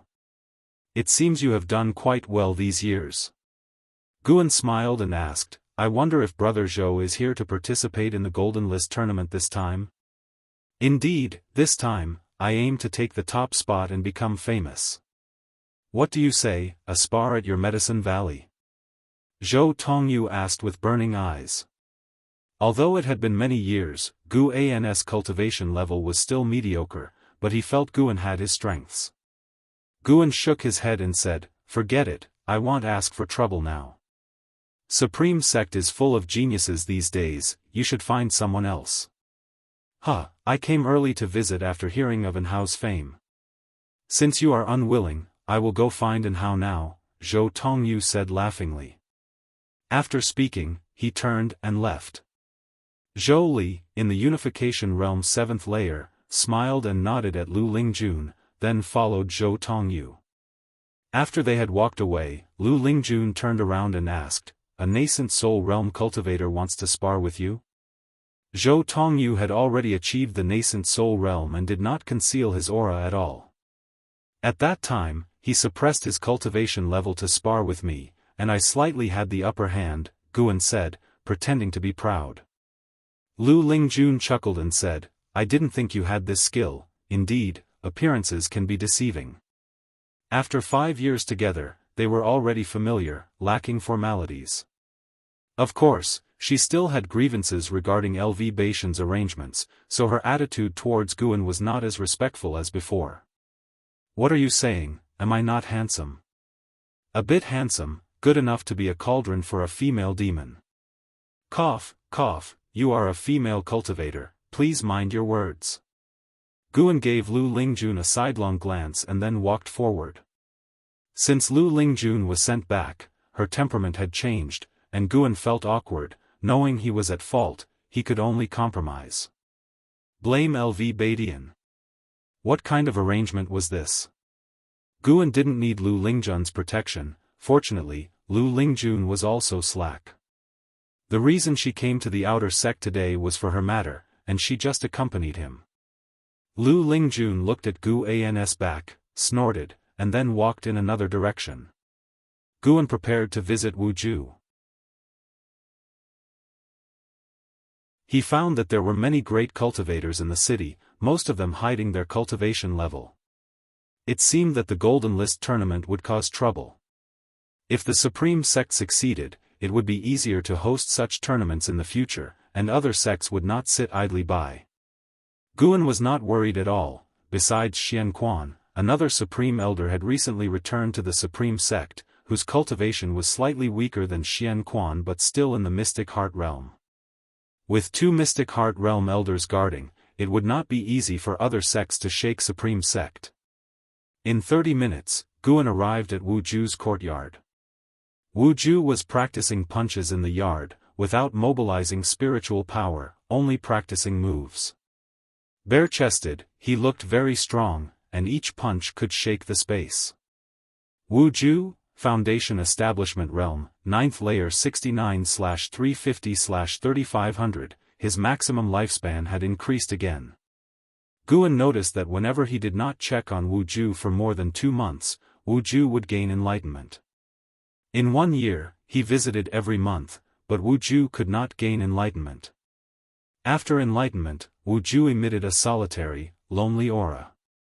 This made Guan have odd thoughts. Could it be that as long as Wuju is neglected, he will gain enlightenment? He decided not to check on him for the next year and see how far Wuju could gain enlightenment. Guan hoped that Wuju would catch up with Anhao, this way, Anhao would have more rivals and not become overly arrogant. Smooth sailing was not always good. Seeing Guan, Wuju glanced at him without making a sound. "Look what good thing I brought you." Guan's voice came. Upon hearing, Wuju reluctantly walked towards Guan and asked, "What good thing?" Guan took out an invitation from his storage bag, with golden edges and a red background, engraved with 4 large characters. Golden List Tournament. "You? How do you have this?" Wuju asked in surprise. The Golden List Tournament was not for everyone. Participants needed certain fame and had to pay 10 top-grade spirit stones for an invitation. The rewards for the Golden List Tournament were also very rich. The top 100 winners all received prizes, with higher ranks yielding better rewards. Wuju had naturally heard of it and envied those talents. Guan smiled proudly and said, "I put in a lot of effort. But with my cultivation level, it's useless to participate." Wuju shook his head. Guan comforted him, "Don't worry. The Golden List Tournament compares talent, not cultivation level. As long as your strength in the same realm is strong enough, you can stand out." Really? Really? Since he set the rules, how could it not be true? Guan thought to himself. Wuju lacked resources, staying hidden was not a solution. In reality, Wuju wanted to stand out but was too shy to ask for help. Wuju accepted the invitation, hugged Guan, patted him heavily on the back, and then grabbed his shoulders, saying, "Brother, I won't talk much, but I promise not to disgrace you." Having gained enlightenment several times, Wuju could feel his changes, developing confidence that was slowly altering his personality. Confidence of a strong person. Guan smiled and said, "There are still 5 years. You must focus on cultivation. I won't see you again for the next 5 years." Wuju was startled. "Why?" What will keep you busy for 5 years? It's a sect matter, not convenient to discuss. Guan shook his head. Could it be because of this invitation?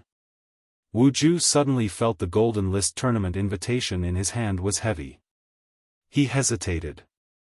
Guan reminded, besides the sunset fist, don't forget to practice the Gale's shadowless leg, it will make you faster.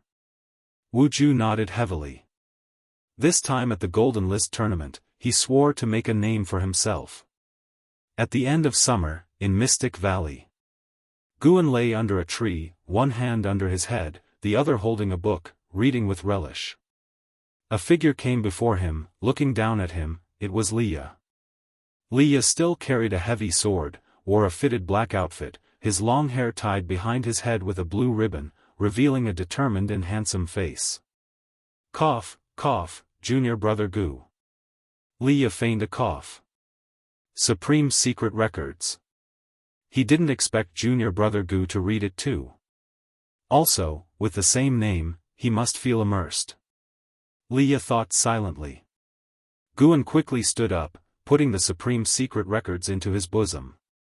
He already sensed Li Ya's presence, but since Li Ya practiced an energy-concealing sorcery, he pretended not to know. Senior brother Li, why are you here? Guan asked, pretending to be pleasantly surprised. Li Ya replied, I've been back for several years, planning to go to Jianghu, then return to participate in the Golden List tournament. Guan sighed, so busy, senior brother Li, you must be very powerful now. Li Ya raised his chin, full of spirit, not very powerful, but getting the top 10 at the Golden List tournament is not difficult. Deserving of senior brother Li, the pride of our Mystic Valley. Indeed. Haven't you been injured over the years? Of course not, since I parted ways with you, I haven't bled. Your senior is not the same as before, Li Ya said seriously. Such a show-off. Guan wished Li Ya would call him Grand Ancestor. Li Ya took out 2 items from his storage bag, an invitation and a long wooden box. This is an invitation to the Golden List tournament, you should participate. This box contains 10,000-year wood spirit ginseng. With 5 years to digest it, your spiritual power can change dramatically, helping you achieve a good ranking, Li Ya explained. Guan was stunned. Li Ya directly put them in his arms, saying, don't refuse, or I'll be angry. After saying that, he let go, and Guan quickly caught them. Li Ya turned to leave. Leaving already? Guan quickly asked. Li Ya waved his hand, cultivating the path of immortality, no time for chit-chat. If you want to see me, perform well at the Golden List tournament. He leapt, turning into a sword light, flying across the mountains, disappearing without a trace. Guan stared at the invitation in his hand, speechless for a long time. On the mountain top, Chu Jingfeng turned his head, looking in the direction Li Ya disappeared, frowning. He remembered Li Ya. Back then, due to Li Ya's prince status, he even spoke a few words with him, encouraging him to practice diligently. After many years, their statuses and positions were vastly different, and he was not the sky. Guan shook his head with a smile, then put the items into his storage bag. This guy always gave things when they met, seemingly knowing his personality, and always giving items that boosted cultivation levels and qualifications. Another year saw the arrival of the Spring Festival. After dusk, Mystic Valley was very lively. Guan had just come from the Third Medicine Valley, sitting around a long table with the disciples.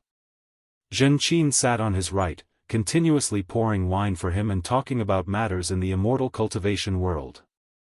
The hateful Heaven Divine sword appeared in the great Jiang dynasty nearby, turning the immortal cultivation world upside down. It said that the hateful Heaven Divine sword has reached the transformation realm and is accompanied by demons, very terrifying. I'm not sure if it's senior brother Su Han, Zhenqin sighed towards the end.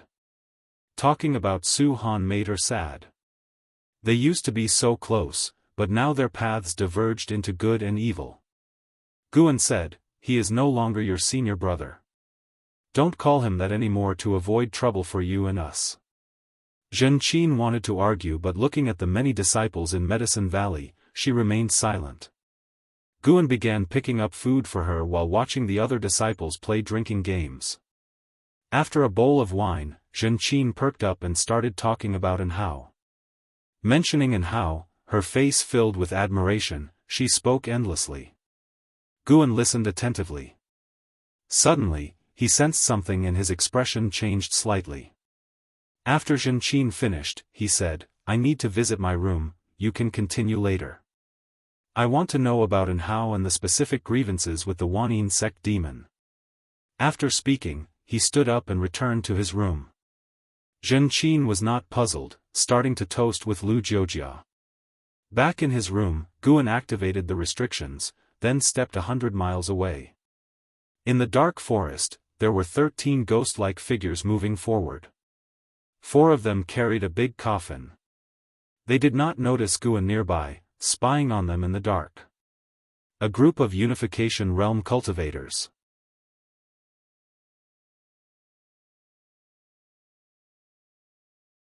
Chapter 126, Immortal King Crown. Evil Emperor Guan threw lifespan detection at the 13 figures in the forest one after another, and found that the cultivation levels of these 13 people were the same, all at the 3rd level of the Unification Realm, and their ages were also the same. They all had the surname Li. Guan could not help but think of the 9 Nether 13 evil that had alarmed the immortal cultivation world before. What were these people doing at the Supreme Sect? There were still a few years left before the Golden List Conference. Seeing that they were not moving quickly, Guan did not hurry to stop them, wanting to see what these guys were up to. That large coffin attracted Guan's attention. His divine sense probed into the coffin and found a skeleton. The skeleton emitted a bizarre feeling, and there was a dark golden crown on its head. The crown's gemstones had disappeared, leaving several grooves, yet it still seemed extraordinary. About half an hour passed. 13 figures all stopped in unison. The leader, Li Shoyo, turned around and waved his hand. The 4 people carrying the large coffin followed suit and put it down, then began to open it. Just as the cover of the coffin was about to open, a hand suddenly pressed down on it. The 13 people all looked at the end of the coffin, only to see Guan standing there, shrouded in dark purple demonic chi, his right hand pressing down on the coffin lid. The forest fell into silence. These 13 people did not run and did not attack. The other 12 all looked at Li Shoyo. Their entire bodies were pitch black, like ghostly shadows, their true appearances unclear and their emotions indiscernible. Li Shoyo nodded slightly, then knelt down. Seeing this, the other 12 followed suit and knelt down. The 9 Nether 13 evil pay respects to Sword Venerable Fudao. Li Shoyo said in a deep voice, not loud but clearly articulated. Guan was surprised. Were these people specifically looking for him? No wonder their actions were strange, not like invaders. Guan spoke, "Give me a reason not to destroy you. These 13 should be ghost cultivators, shrouded in ghostly energy, but still possessing human chi blood and vitality." Li Shoyo answered, "We are the 9 Nether 13 evil, sent by the Ghost Mother of Ephemera, to present the Immortal King Crown to Sword Venerable Fudao, to help the Venerable return to the position of Land Immortal." Ghost Mother of Ephemera? Guan was even more astonished. The cultivation level of the Ghost Mother of Ephemera was even one small realm lower than the 9 Nether 13 evil. How could she command these people? Why? Guan asked. He did not sense any hostility from these 13, indicating they might not be lying. Li Shoyo responded, "This is the Ghost Mother's command. She has been comprehending your sword intent in the Supreme Sect for many years and discovered that you should have mastered the Taicang Divine Shocking Sword. This swordsmanship was promoted by the imperial family Li of the Taicang dynasty, but in fact, it was not created by the primordial ancestor of the Li family, but came from the immortal king of the Ephemera sect, who is the Ghost Mother's ancestor. Because of this, the Ghost Mother came to the Taicang dynasty, intending to find the ancestor's inheritance before the Ephemera sect annihilates the Taicang dynasty. 200 years ago, the Ghost Mother had come, but unfortunately, the descendants of the Li family were mediocre in talent, and no one could comprehend the Taicang Divine Shocking Sword, so the Ghost Mother could only lie dormant. Guan's Taicang Divine Shocking Sword did come from the Li family, but he did not expect the primordial ancestor of the Li family to be related to the Ephemera sect. Does your Ghost Mother want to obtain the Taicang Divine Shocking Sword? Guan asked. Li Shoyo replied, the Ghost Mother wants to invite you back to the Ephemera sect, to use the sword intent of the Taicang Divine Shocking Sword to reclaim the position of sect hierarch of the Ephemera sect. After hearing this, Guan fell into silence. What kind of scheme was this? Driving away the tiger to swallow the wolf? Guan pushed the coffin lid open with one hand, finding that the coffin was quite hard and concealed rich restrictions, probably also a magic artifact. His gaze fell on the skeleton in the coffin. Although it was lifeless, this skeleton was very sinister. To be safe, he still threw a lifespan detection at it. Evil Emperor, Mahayana Realm 5th Layer 7600/9999/9999, good heavens. He could actually detect it, and its maximum lifespan was identical to an house.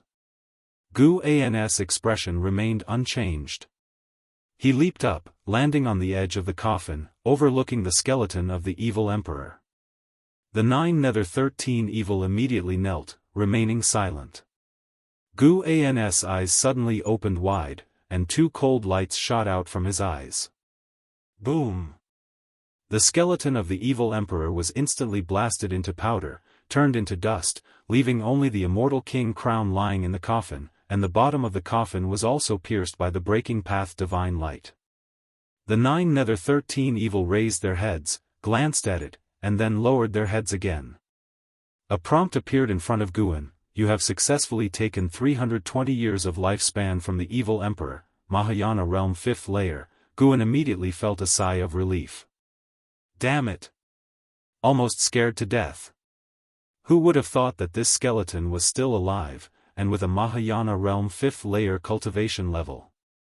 In that instant, Guan imagined many possibilities in his mind, even feeling that he had resolved a catastrophe for all living things. The name of the evil emperor did not sound like anything good. And still playing dead, hiding in a coffin, clearly harboring a world-shattering plot. Guan raised his hand, and the immortal king crown flew into his hand. He did not grab it directly but instead attached spiritual power to the immortal king crown, avoiding physical contact. He looked at Li Shoyo and asked, "Do you know the evil emperor?" Upon hearing this, Li Shoyo was momentarily stunned, then quickly said, "To be honest, this skeleton is indeed the remains of the evil emperor. 5,000 years ago, there was internal strife within the Ephemera sect, and the evil emperor was plotted against by a villain, poisoned, and unable to gather spiritual power. In desperation, he put on the immortal king crown and was instantly drained of vitality, turning into a skeleton. As a result, the immortal king crown was listed as a forbidden artifact by the Ephemera sect, and no one dared to touch it. In that case, why do you dare to bring this thing to me?" Guan's tone revealed bone-chilling killing intent. Li Shoyo said calmly, "If one masters the Taicang Divine Shocking Sword, the immortal king crown would recognize its master upon sensing the sword intent. The one who created the crown is the same person who created the Taicang Divine Shocking Sword." Guan continued to ask, "What is the relationship between the Ghost Mother of Ephemera and the evil emperor?" "The Ghost Mother is a descendant of the evil emperor. Why would she bring her ancestors' remains to me? Isn't she afraid of offending me? The Ghost Mother hates her own bloodline. When she was young, her father turned her into an evil ghost, so she looked for the descendants of the Li family. The Li family has nothing to do with her bloodline. The founding ancestor of the Li family was only a disciple of the Ephemera sect. She wants others who inherit the Taicang Divine Shocking Sword to seize the position of sect hierarch of the Ephemera sect and complete her revenge. How dare you be certain you could find me?" The Ghost Mother said that as long as we approach the outer gate city where the heavenly repair platform is located, you would detect us, even if we concealed our cultivation levels, because of the vast difference in cultivation levels. The energy-concealing sorcery used by Li Shoyo and the others was indeed formidable, and only Guan could see through it. Until now, they had not revealed a trace of their aura. Guan continued his questioning, and Li Shoyo answered one by one. After half an hour, Guan pondered, "I will accept the Immortal King crown. You can leave now." Li Shoyo flipped his hand and took out a short flute, saying, "This is the 9 nether flute. As long as you blow it, we will come at once, waiting for your command. From now on, you are the sect hierarch of the ephemera sect, at least in our hearts." Guan raised his hand to take it, then used divine sense to inspect it. After confirming that there were no surveillance or reverse tracking restrictions inside, he put it into his storage bag. He jumped down from the coffin, signaling the 9 Nether 13 Evil to leave. The 9 Nether 13 Evil all saluted him before lifting the coffin and leaving. Guan did not immediately return to the valley but instead sat cross-legged under the tree, placing the Immortal King crown in front of him. According to Li Shoyo, tens of thousands of years ago, there was an immortal dynasty in the mortal world, where everyone could practice immortal cultivation. At that time, there was no emperor, and the ruler of the immortal dynasty called himself the Immortal King, ruling over land immortals and gods. Later, the immortal dynasty met with calamity, with continuous natural disasters, cultivators encountering heart demons one after another, plague spreading, leading to its extinction in just 10 years. The Immortal King survived, but the immortal dynasty no longer existed. He did not dare to call himself an immortal anymore, not challenging the heavens' might. In the following years, his descendants founded the ephemera sect, with one of the hierarchs creating the Taicang Divine shocking sword. The sword intent shocked the heavens, bringing about a heavenly tribulation, hence its name. This hierarch believed he had reached the realm of his ancestor the Immortal King, but still could not achieve immortality. So, as his life was reaching its end, he forged the Immortal King crown with his own cultivation. This crown contained the power of the Immortal King. Successive hierarchs studied it but couldn't subjugate it, only bringing misfortune upon themselves. Guan used divine sense to probe the Immortal King crown, but even with a Mahayana realm 9th layer's cultivation, he could not penetrate it. He dared not test it with his own sword intent. Even if Li Shoyo was telling the truth, this method might not be genuine. After all, no one had succeeded before. After much thought, Guan felt that this item was too dangerous to keep around. He stood up, used the limitless freedom step, and quickly arrived at the North Sea mountain. He dove directly to the bottom of the North Sea, buried the Immortal King crown and the short flute in the seabed, and set restrictions on them. He planned to research them after breaking through several major levels in the future. After all, Guan did not need to rely on the power of the Immortal King crown. After finishing everything, Guan quickly returned to Mystic Valley and continued celebrating with his disciples. After the 9 Nether 13 Evil left, Guan's life returned to peace, and no one came to disturb him again. 3 years quickly passed. Guan reached 70 years of age. One day, in Tianya Valley, Guan just finished picking medicinal herbs, feeling good, and personally took the herbs to the storehouse. As he exited the door, he saw LV Xian approaching.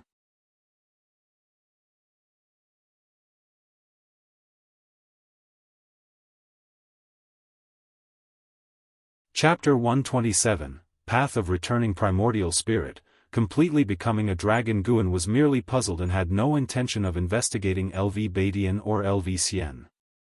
No matter what these people's identities were, or what conspiracy they might have, as long as it didn't affect him, he couldn't be bothered to care. The hearts of the people in this world were unpredictable. To investigate each one would be exhausting. Guan and LV Xian started to chat idly. Now, LV Xian was very respectful towards him and didn't dare to be even a little frivolous. They chatted for quite a while before Guan finally left. Everyone in the valley was already used to him not spending the night in Tianya Valley. After Guan left, Lv Xian found Iluyun and began to spar in combat, preparing for the Golden Ranking Tournament. There were only 2 years left until the Golden Ranking Tournament. Years passed by, and the 9 Dynasties' lands welcomed peace, while the Supreme Sect's Golden Ranking Tournament drew the attention of people from all over the world, becoming a once-in-century grand event. 2 years later, as the Golden Ranking Tournament approached, cultivators could be seen soaring across the sky over Mystic Valley every day. Unlike before, the Supreme Sect dispatched many disciples to patrol and protect all outer sect servant disciples, maintaining their image as the true orthodox sect of the world. 72-year-old Guan was in the loft, receiving Yilan. The first batch of disciples who went to train on the 9 Nether Road had all returned and were all preparing to participate in the Golden Ranking Tournament to bring glory to the Supreme Sect. Having not seen each other for many years, Yilan's temperament had become even more outstanding, showing the demeanor of a genius female cultivator. She remembered Gu An's words and had been continually cultivating Daoist expansion skill, so her cultivation level hadn't increased. The two sat and chatted, with Yilan recounting the wonders of the 9 Nether Road, and Guan listened with keen interest. The 9 Nether Road, which was said to be a road, was actually more like a secret realm, with demons and ghosts running rampant, having its own unique ecosystem and producing many special heavenly materials and earthly treasures. Yilan said that she also encountered cultivators and members of the demon clan not from the 9 Dynasties' lands within the 9 Nether Road. From her descriptions, Guan envisioned many scenes in his mind and found them very interesting. After chatting for a full hour, Guan finally asked, "Will you be participating in the Golden Ranking Tournament?" Yilan nodded and said, "Yes, the elders gave me a post. All the 100 disciples from the 9 Nether Road must participate. The first Golden Ranking Tournament must be grand and cannot bring shame to the Supreme Sect." Guan blinked, feeling a bit helpless. Couldn't he send out the post he had in his hand? Shenzhen, Guyu, and Zuolin all had posts, and the disciples in the valley had mediocre aptitudes. Participating would be futile and only lead to suffering. "Senior brother, why don't you participate too? Although your cultivation level isn't high, your strength is far from simple," Yilan said with a light laugh, remembering that Gu An's leg technique was very strong. Since Gu An's cultivation level hadn't increased, he must have spent most of his time practicing his leg technique, which made his strength undoubtedly formidable. Guan helplessly replied, "I can't even beat you. Participating in the Golden Ranking Tournament would just be asking for trouble." After hearing this, Yilan didn't persuade him any further and started chatting about the affairs of the immortal cultivation world. It wasn't until evening that Yilan left Mystic Valley. Guan stood on the balcony, a smile on his face. Yilan's maximum lifespan had increased by a year, though insignificant. It showed that the Daoist expansion skill was indeed somewhat effective. Chu Jingfeng, Lu Jiujia, and Xiaochuan's maximum lifespans hadn't increased, probably due to their level of dedication, and the spiritual energy of the 9 Nether Road was far richer than that of Medicine Valley. Guan turned around and went back indoors to continue his study of the Ziwei Array Chronicles. This book had deepened Gu An's understanding of formations, bringing him closer to becoming a true Mahayana cultivator. Mahayana cultivators were not only accomplished in their cultivation but also had rich life experiences and knowledge in various supplementary paths. Guan didn't need to cultivate, so he could spend his time accumulating knowledge in other areas. That night, Guan sneaked to North Sea Mountain, hid under a tree, and opened the lifespan barrier, then invested 5,000 years of lifespan into the Daoist expansion skill. Since the Daoist expansion skill was useful, he thought he would enhance it and see what happened. A series of notifications appeared crazily before Gu An's eyes, and eventually, the Daoist expansion skill advanced to the Daoist mystic skill. It only took 2,000 years of lifespan for the Daoist expansion skill to advance to the Daoist mystic skill, and the remaining 3,000 years were just for enhancing its proficiency. Guan immediately invested another 5,000 years of lifespan. This time, after cultivating for 2,000 years, the Daoist mystic skill advanced to the primordial reincarnation skill. It had primordial in its name so quickly, indicating that the Daoist expansion skill itself had a high rank and grade. No wonder only Yilan and Wuxin had mastered it so far. Afterward, the primordial reincarnation skill allowed him to master a divine skill called the Path of Returning Primordial Spirit. Guan began to inherit the primordial reincarnation skill, and earth spirit energy surged into his body, a vast amount of memory flooded his mind. The primordial reincarnation skill contained the mysteries of the Daoist expansion skill and extended the profoundness of accumulating cultivation level to be passed on through lifetimes. After cultivating the primordial reincarnation skill, one's cultivation level would no longer increase. Instead, through accumulating spiritual power, one's aptitudes would transform.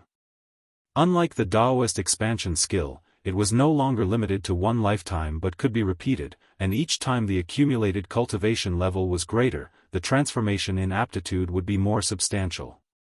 Moreover, the primordial reincarnation skill would form a soul imprint. After a cultivator's death and rebirth, the memory of this skill would awaken in adulthood in each lifetime, continuing to accumulate until reaching immortality or the soul's demise, where the path of reincarnation ceased. The Path of Returning Primordial Spirit was an extremely domineering sealing divine skill that could suppress a being's cultivation level to a certain realm or even completely seal them, turning them into a mortal spirit without any cultivation. This seal could only be unlocked using the Path of Returning Primordial Spirit. Even if powerful beings far surpassing Guan's capabilities tried to help, it would cause the spiritual power to run amok, making the sealed one's cultivation run wild and causing immediate death. Upon understanding this divine skill, Guan was very fond of it. He just happened to be lacking such a means. As for the primordial reincarnation skill, he considered it mastered, and he was not inclined to invest more time into it. He did not seek thousands of worlds, he only pursued this lifetime. But this skill could be taught to those he cared about. Through the memories of the primordial reincarnation skill, Guan learned a harsh truth. The 9 layers of immortal path, each layer harder than the last. The first layer was nirvana, a realm where mortal spirits transcended. Before reaching nirvana, lifespans could not exceed tens of thousands of years. Only after nirvana could one witness a fundamental transformation in life essence, drastically increasing lifespan. Guan suddenly realized that maximum lifespan might not just indicate aptitude but could also represent the maximum time each being had in this world, serving as a measure of one's life. For example, Anhao had nearly 10,000 years to pursue the nirvana realm, while Yilan had less than 200 years. The latter, even with multiple opportunities, would be in vain. The Daoist expansion skill could help Yilan extend her time in the world, but its effect was limited. Even if Yilan mastered the primordial reincarnation skill, her maximum lifespan would only increase several times at most. Guan slowly opened his eyes, his gaze deep.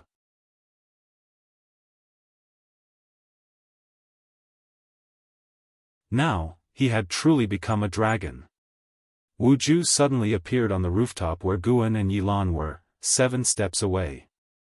He frowned and asked, "Who is this woman?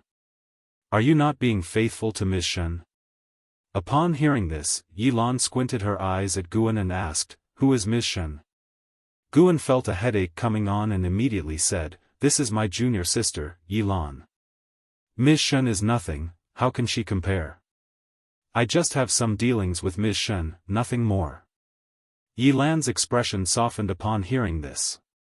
Wu Ju angrily said, "Forget about Ms. Shen, why didn't you come to see me after you were done?" Yilan was taken aback. She thought Wu Ju had something to do with Ms. Shen and had come to stand up for her, but why did his tone suddenly change?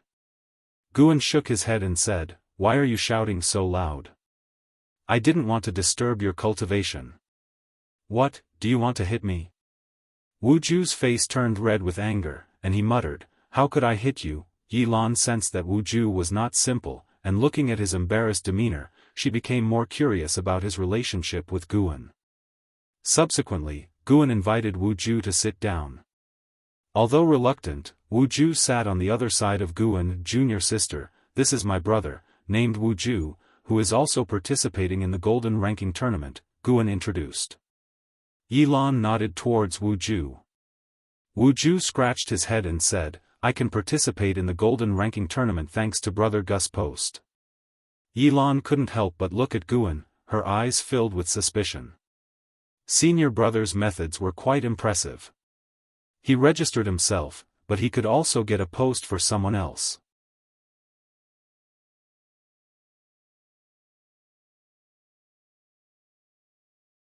Chapter 128, 3 Pure Ones Mountain Divine Skills, so-called Fairness. Guan, Yilan, and Wu Ju drank wine and ate fruit while enjoying the battles of the Golden List tournament. In the previous days, they didn't have any matches, so they watched the excitement. Yilan and Wu Ju became familiar with each other, and Wu Ju was no longer so awkward. It wasn't until the 5th day that it was Wu Ju's turn to participate in a match. As he left, Yilan asked curiously, Senior brother, whose disciple is he?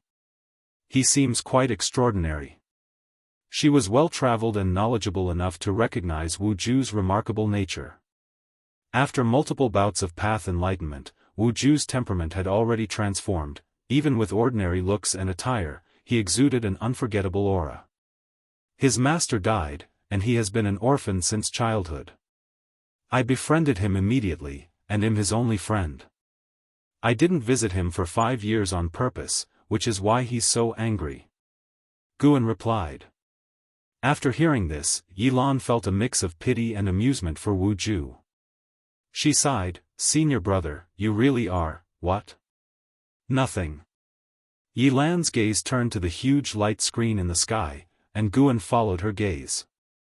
The two people fighting in the light screen were no ordinary individuals. One was a young Taoist in a green robe, and the other a man in battle armor wielding a long weapon. With one glance, Guan could tell that both fighters' realms were higher than those before.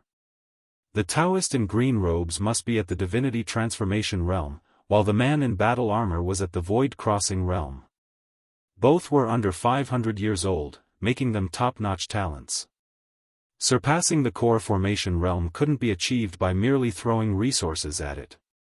What was expected to be an exceptional battle ended abruptly when the green-robed Taoist raised a hand, formed a seal, and released a character radiating green light.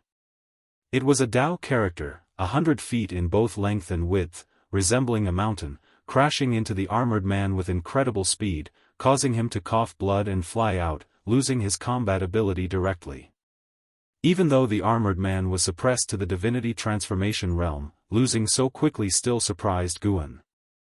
From his perspective, the green-robed Taoist's Daoist seal already had the essence of divine skills.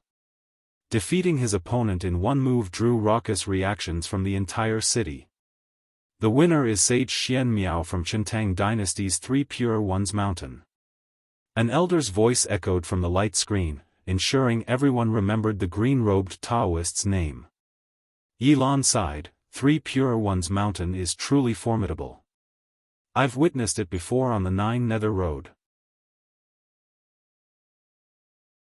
It's Taicang Dynasty's primary sect, with few disciples, but each is powerful. It's said they once produced an immortal, though the truth is unknown. Guan silently noted the sect's name. Sage Xianxia's Daoist seal was indeed powerful, enough to showcase the deep-rooted foundation of 3 Pure Ones Mountain's Daoist tradition. An hour later. Finally, it was Wu Ju's turn to make a move. The battles at the Foundation Establishment realm were not as exaggerated as those of Sage Xianxia, so many were not very expectant. However, once Wu Ju threw a punch, the earth-shattering momentum immediately captured everyone's attention in the city. With each punch, it was like the sun bursting forth, the scorching fist wind making it hard for his opponent to counter. Each of Wu Ju's punches was full of power, extremely domineering. After 8 punches, his opponent was beaten to their knees, continuously coughing blood. The winner is Wu Ju from Supreme Sect of Taicang Dynasty. The city erupted in discussions, starting to talk about Wu Ju. Yilan was stunned. She knew Wu Ju was exceptional but didn't expect him to be this formidable. Guan watched with a smile on his face, aware that Wu Ju's legendary journey was about to begin. That sunset fist was quite ordinary, but Wu Ju practiced it to a level of transformation, even exhibiting signs of advancement. Path enlightenment seemed to enhance his understanding of fist techniques. In the afternoon, within the Third Medicine Valley, Guan and LV Badian met in a pavilion. After months, LV Badian looked pleased and exuberant. He opened his right hand, revealing a pearl in his palm, and smiled. This is a supreme-grade magic artifact, the Thousand Shadow Pearl. In the next 2 days, refine it, and then use it at the end of the month meeting. Guan accepted the Thousand Shadow Pearl, and smiling bitterly, asked, "Do you still want me to keep winning?" In recent days, some cultivators in the Golden List tournament had won using magic artifacts. According to the rules, each cultivator could only bring one magic artifact or formation to maintain fairness. Sword cultivators, blade cultivators, array repairers, and others had to use magic artifacts. Banning them would be unfair. Even with only one magic artifact allowed, instances of cultivators winning using magic artifacts had already led to criticism in various cities. LV Badian laughed, "I've already planned your opponents and combat times. There's still time. I don't expect you to become world famous, but getting close to the top 500 would lay a solid foundation." With talents from 9 dynasties gathered, the top 500 were naturally extraordinary individuals. Guan had intended to just have fun, but he didn't expect LV Badian to play it this way. Sect leader, fairness, fairness, don't forget these 2 words. Guan reminded helplessly. LV Badian's methods were never righteous.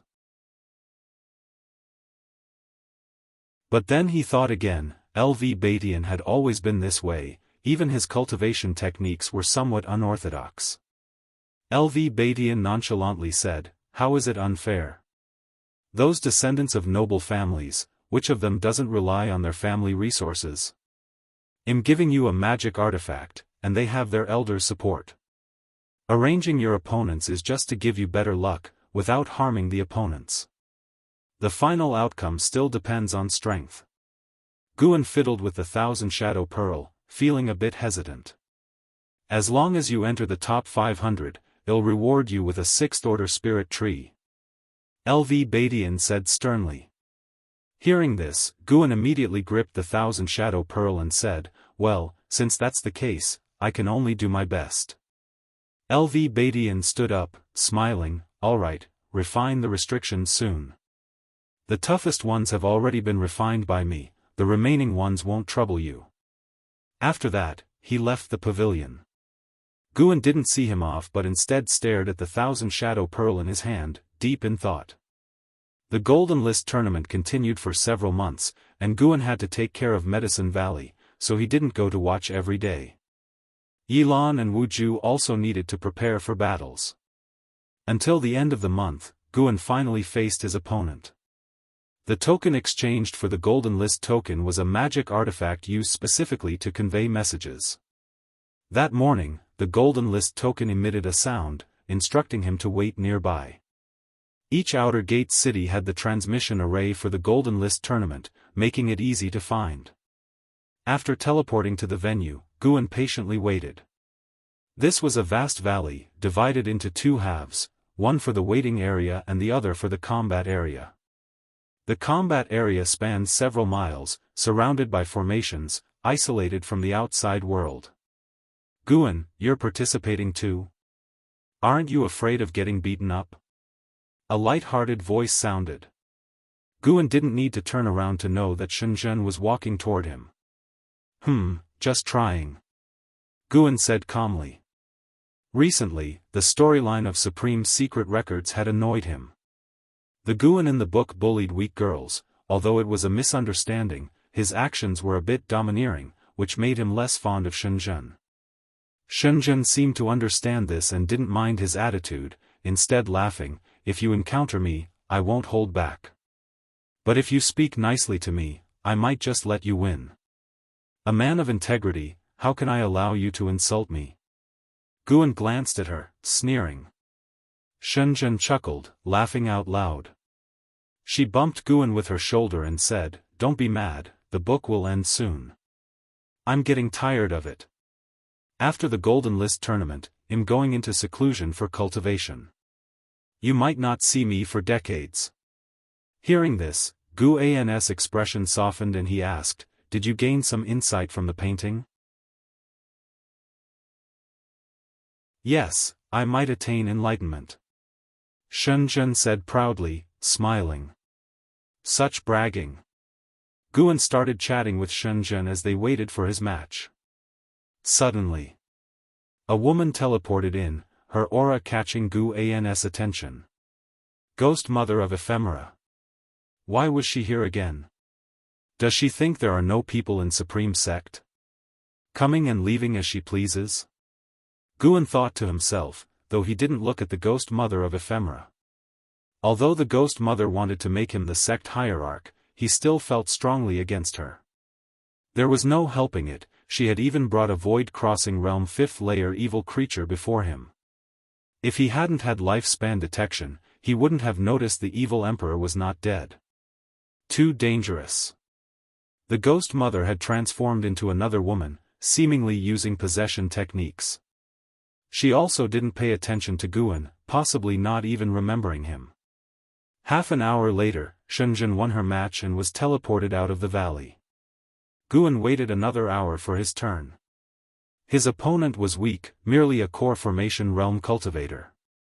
Suppressed to the Foundation Establishment realm, Guan acted through several moves before using the Thousand Shadow Pearl to defeat him. To the spectators, the fight was quite dull, with only a few remembering Guan. Just like that. Summer passed, and autumn arrived. Guan had 3 combat matches, winning narrowly each time. By now, there were still 1,000 participants remaining. Supreme Sect didn't mind the time at all. During this period, spirit stone profits in each city doubled, making a massive profit. After 3 months of combat, a batch of geniuses had already emerged, the most illustrious being Jianghu, Unparalleled. He hadn't even used the Taicang Divine shocking sword, but used spells learned from Supreme Sect to overpower all opponents. Following were LV Xian, Sage Xian Miao, and other talents from various dynasties. Every dynasty among the 9 had someone renowned in the Golden List tournament. Ji Xiaoyu hadn't participated, but other Ji family disciples performed strongly. The Golden List tournament had spread across the 9 dynasties, capturing the attention of cultivators worldwide, significantly boosting Supreme Sect's reputation among the other 8 dynasties. Within the Taicang dynasty, the sects from other 8 dynasties also became famous, probably one of the reasons for their response. For Guan, the Golden List tournament was just a diversion, not caring much about the outcome.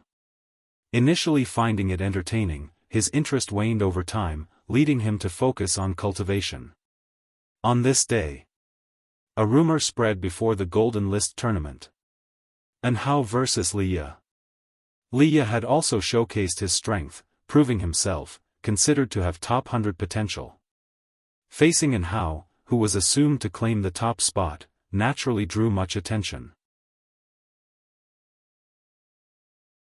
Guan, in the 3rd Medicine Valley, heard disciples flying overhead on their swords, shouting announcements, and became interested, heading to the outer gate city to watch. He noticed disciples flocking to the outer gate city from all directions, making him sigh. LV Badian finally mastered the art of marketing. Guan too was expectant. Who was stronger, Liya or Jianghu?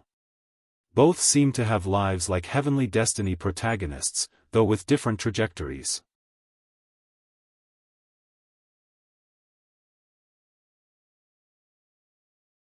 Chapter 129, How do you also know the Taicang Divine Shocking Sword?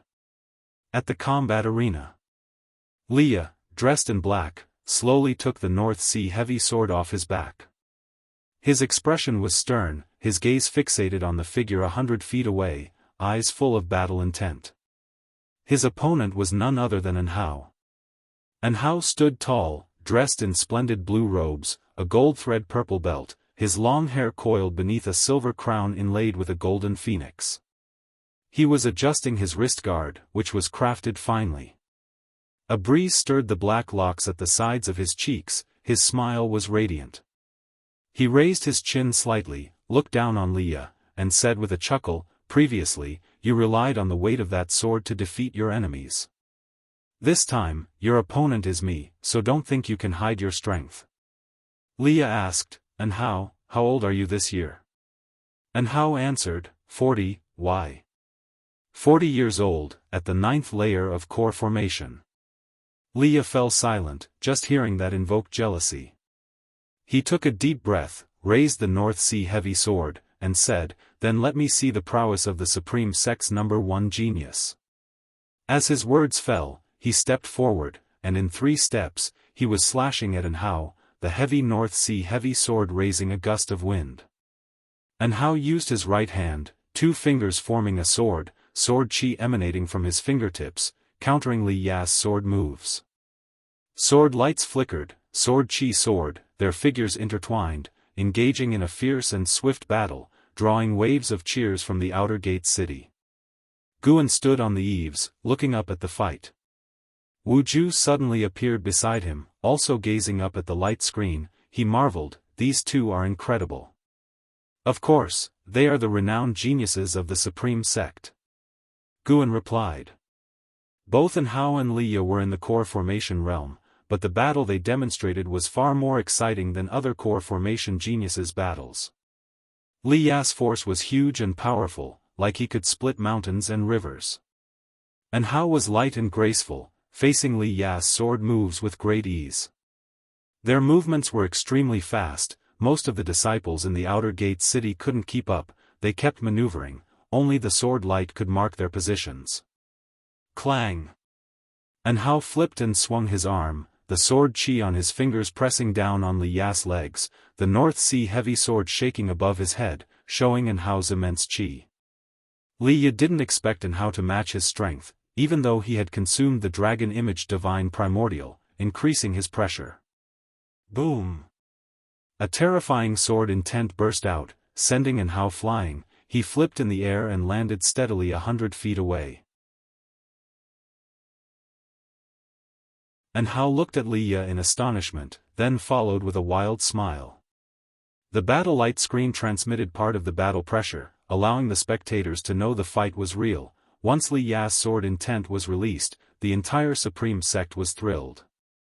"This is the sword intent of Sword Venerable Fudao. Li Ya has received the inheritance of Sword Venerable Fudao. I've stayed at the heavenly repair platform for days. This is definitely the sword intent of Sword Venerable Fudao. Li Ya is so powerful, I didn't expect the strongest among the royal disciples to be him. He's much stronger than his sister Li Xuanyu." The city Guan was in also erupted in a thunderous uproar. Countless people were amazed by the Taicang Divine shocking sword unleashed by Li Ya. Wu Ju felt the sword intent and sighed, "So powerful, I feel like it won't be easy to win against him." Guan glanced at him. "Just not easy?" Entwined in the sword intent, Li Ya straightened, raising his sword to point at Hao, his black hair fluttering, and black robes rustling. His entire demeanor changed dramatically, his expression became more severe. "The battle only truly begins now," Li Ya said coldly. He didn't expect to be forced to use the Taicang Divine shocking sword so early, blaming his own bad luck for encountering Hao prematurely. When he unleashed the Taicang Divine shocking sword, he felt the battle was over. Although Hao had yet to unleash powerful spells, no spell could match the Taicang Divine shocking sword. Hao's comprehension of sword intent was kept secret. Li Ya, who was often away, had no clue about Hao's combat techniques. However, seeing Hao smiling, Li Ya felt puzzled. "This guy's gone mad?" Hao patted his robe, his smile growing. Boom! An overwhelming sword intent surpassed Li Ya's, shaking the entire valley. Violent sword chi condensed into a giant face above Hao, looking down at Li Ya. Before this giant sword chi face, Li Ya looked insignificant, his sword chi trivial. "Impossible. How do you also know the Taicang Divine shocking sword?" Liya shouted in disbelief. In the outer gate city, countless people gasped, even Anhao had received the inheritance of sword venerable Fudao. The ghost mother of ephemera on the heavenly repair platform looked at the light screen in the sky, her brows furrowed, her eyes also showing shock. The Taicang Divine shocking sword, which had disappeared for thousands of years, reappeared in the mortal world, and 3 inheritors emerged at once? The ghost mother of ephemera, well aware of the Taicang Divine shocking sword's origins, was also taken aback, her respect for sword venerable Fudao growing. She could tell these two, wielding the Taicang Divine shocking sword, were certainly related to sword venerable Fudao. In the light screen, Anhao soared into the air, looking down on Liya, said with a smile, "Since we are from the same lineage, let's see whose sword intent is stronger." He raised his right hand, palm facing Liya, his smile fading. When Liya used the Taicang Divine shocking sword, Anhao felt a sense of kinship, recognizing Liya as a fellow disciple. But even among brothers, he would not hold back. Anhao was born to be the strongest. All opponents must submit at his feet. Anhao's eyes focused, the giant sword chi face's eyes widened, countless sword shadows shot out like a river of stars, unstoppable. Liya gripped his sword with both hands, slashing down with his strongest sword move. He gritted his teeth, his face twisted, and shouted in his heart, "I cannot lose." The two sword intents collided, sword light enveloping the whole city. Wuju's face was lit up by the sword light, he was stunned. "Anhao is so strong, I'm not a match," Wuju murmured. If his opponent was Liya, he might have some confidence, but Anhao's strength left him feeling hopeless. Guan watched the battle with a blank expression. The progress of Anhao and Liya pleased him, but knowing Liya would soon be seriously injured dampened his mood. He even suspected LV Badian purposely orchestrated this, as LV Badian always disliked Li Xiandao, so he arranged for Anhao to target Li Zuando's favorite son. Regardless, Li Ya's journey ended here, not even breaking the top 500. After a few breaths, the sword's power dissipated. The ground shattered, Liya lay there covered in blood, his black robes torn apart, no strength left to stand up. The winner is Anhao from the Taicang dynasty's supreme sect. As the elder announced the result, the entire city burst with excitement, praising Anhao's might. Previously, Anhao had never displayed such powerful sword techniques but always defeated his enemies with ease. This time, everyone witnessed Anhao's sword chi and spiritual power, looking nothing like a core formation cultivator, more like a nascent soul cultivator. Guan looked at Wuju and said, "If you face Anhao, do not confront him head-on. In the same realm, anyone facing Anhao would be eliminated." Even multiple path enlightenments couldn't help Wuju against him. Among all the participants, likely only Guan could defeat Anhao, but he had no intention to, and LV Badian wouldn't allow it to happen. "You too," Wuju muttered. Guan smiled, this kid was interesting. The news of Anhao receiving the inheritance of sword venerable Fudao spread like a whirlwind, sweeping across the immortal cultivation world. As for the defeated Liya, many thought he only comprehended the sword intent at the heavenly repair platform, and was not the true inheritor of sword venerable Fudao. Though both wielded the Taicang Divine shocking sword, his sword intent paled compared to Anhao's. Anhao's famed sword, while Liya was quickly forgotten. After his defeat, Liya did not seek out Guan, likely recuperating and brooding in his cave. 10 days later. In Tianya Valley, Guan met Li Xiandao. Li Xiandao waved at him from afar, and he immediately sat down beside him.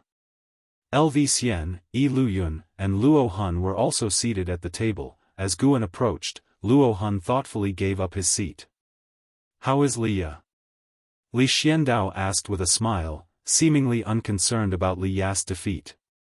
Guan noticed his cultivation level had increased to the 3rd layer of void-crossing realm. Honestly, Guan was quite interested to see Li Xiandao participate in the Golden List conference. He believed Li Xiandao could make it to the top 10. Li Xiandao was not yet 300 years old, qualifying for the Golden List Conference. A void-crossing realm cultivator under 300 years was a rare talent worldwide. Not sure, he didn't come to find me, Guan replied. Li Xiandao sighed, losing to Anhao is not shameful, Anhao's fame has spread to the other 8 dynasties, everyone recognizes his talent. Setting aside strength, just by his advancement speed, Anhao was unmatched. Jiang Qiong had reached the core formation at 40, thinking her talent supreme, but at 40, Anhao could already form his nascent soul. The only reason he hadn't was because of the Golden List Conference. A first-layer nascent soul Anhao facing a 9th-layer nascent soul top talent might win but would be exhausted, but dragging the opponent down to the 9th layer of core formation realm eliminated any suspense. Guan nodded, Anhao is truly formidable, senior brotherly just had bad luck. LV Xian snorted, no worries, I'll avenge Liya. He had participated in 3 fights, no one had lasted 10 moves against him. Li Xiandao looked at Guan and said, I've sent your disciple Yi Yan to cultivate at the 3 Pure Ones mountain of the Chentang dynasty. When he returns, hell be transformed. Yi Yan? Guan thought of the disciple who held a spear all day, not expecting such an opportunity for him. Of course, he understood Li Xiandao was giving him a hint, without his arrangement, Yi Yan would never have such a chance. Thank you, uncle, Guan said immediately. Li Xiandao then said, do you think if I could enlist Sword Venerable Fudao, I could secure the throne? Guan replied, without him, you can also secure it. Li Xiandao laughed. Yi Luyun and LV Xian didn't laugh, they agreed. Li Xiandao restrained his laugh and said, I've found out who Sword Venerable Fudao is.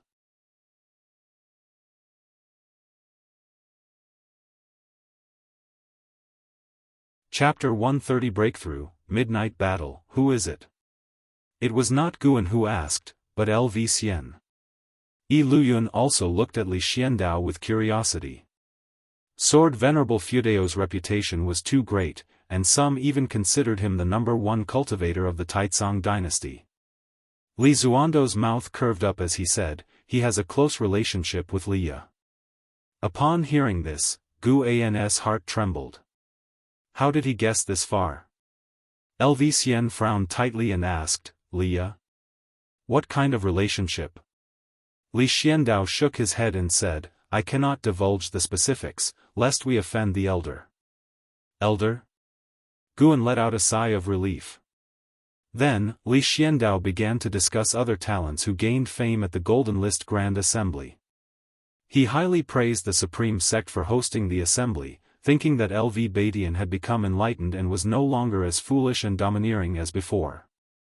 They chatted for an ancient hour before Li Xiandao finally released Guan to work. This time he had brought high-rank saplings, which greatly interested Guan. The grade and rank of the medicinal herbs in Tianya Valley were continuously improving, indirectly proving that Li Zuando's power was growing. Though the herbs in Tianya Valley belonged to Li Xiandao, Guan could harvest an endless stream of lifespan from them, so he hoped for Li Zuando's continual success. Yes, and also wished LV Badian well so everyone could get along harmoniously. In Immortal Cultivation, temporary victories and defeats did not matter, the real winner was the one who lived the longest. In late autumn, Guan narrowly made it into the top 500 of the Golden List Grand Assembly with the help of the 1000 Shadow Pearl. For the upcoming matches, he was prepared to lose. Although he repeatedly achieved victories, Guan did not build a reputation due to the difficulty of his wins, the unattractiveness of the battles, and the anonymity of his opponents. At noon in Mystic Valley, Guan was instructing Yilan in the primordial reincarnation skill. Yilan had already been eliminated but was not disheartened and was instead more determined. The two of them conversed for several ancient hours, during which Yilan's many questions about the primordial reincarnation skill were resolved. Senior brother, your achievement in this skill is really high. It seems you have been secretly practicing it diligently, no wonder your cultivation level hasn't increased, Yilan remarked with admiration. In her heart, she grew even more respectful of Sword Venerable Fudao, who was not only formidable in Sword Dao but also mastered such a miraculous skill. She now believed for sure that Sword Venerable Fudao was Gu An's mentor, as Guan had taken the Qinghong sword to find Sword Venerable Fudao to save her. She had once suspected that Guan himself was Sword Venerable Fudao, but the cultivation realm displayed by Sword Venerable Fudao was too high, and Gu An's age did not match. Guan did not refute, as this explanation was perfect. He raised his right hand and conjured over a storage bag, handing it to Yilan. "Take this back and train well." Yilan did not check the contents and instead fastened the storage bag to her belt, then stood up. "By the way, senior brother, keep your distance from senior brother Liya for a while. The upper echelon is currently investigating all disciples of the Li family within the sect, with unclear intentions but undoubtedly no good purpose." Guan looked puzzled but nodded as he rose to see his junior sister off. The investigation of the Li family disciples within the Supreme Sect did not concern Guan much, as this was not the first time such a thing had happened. Though the Supreme Sect was the leading righteous sect of the Taicang dynasty, internal strife was never-ending. As for whether it would harm Liya, Guan had no means to worry over that. He couldn't possibly keep an eye on Liya at all times. Everyone has their own life, and no matter how good or bad, as long as they get through it, it belongs to their own experiences. A few days later, Guan went to participate in the Golden List Grand Assembly. Against his opponent, he directly conceded, stunning his opponent. A month later, the top 100 emerged. Only Wu Ju had the cultivation level of the Foundation Establishment realm, all other cultivators' minimum level was the Core Formation realm. This news quickly spread, making Wu Ju famous. When LV Badian delivered a 6th-rank spirit tree, Guan mentioned Wu Ju, hoping LV Badian could find a good mentor for Wu Ju. This made LV Badian look at Guan with admiration. "Such a good prospect found by you in advance, and you still say you are unfit to be the sect leader?" LV Badian said with a smile. Guan smiled and responded, "Just a stroke of fate.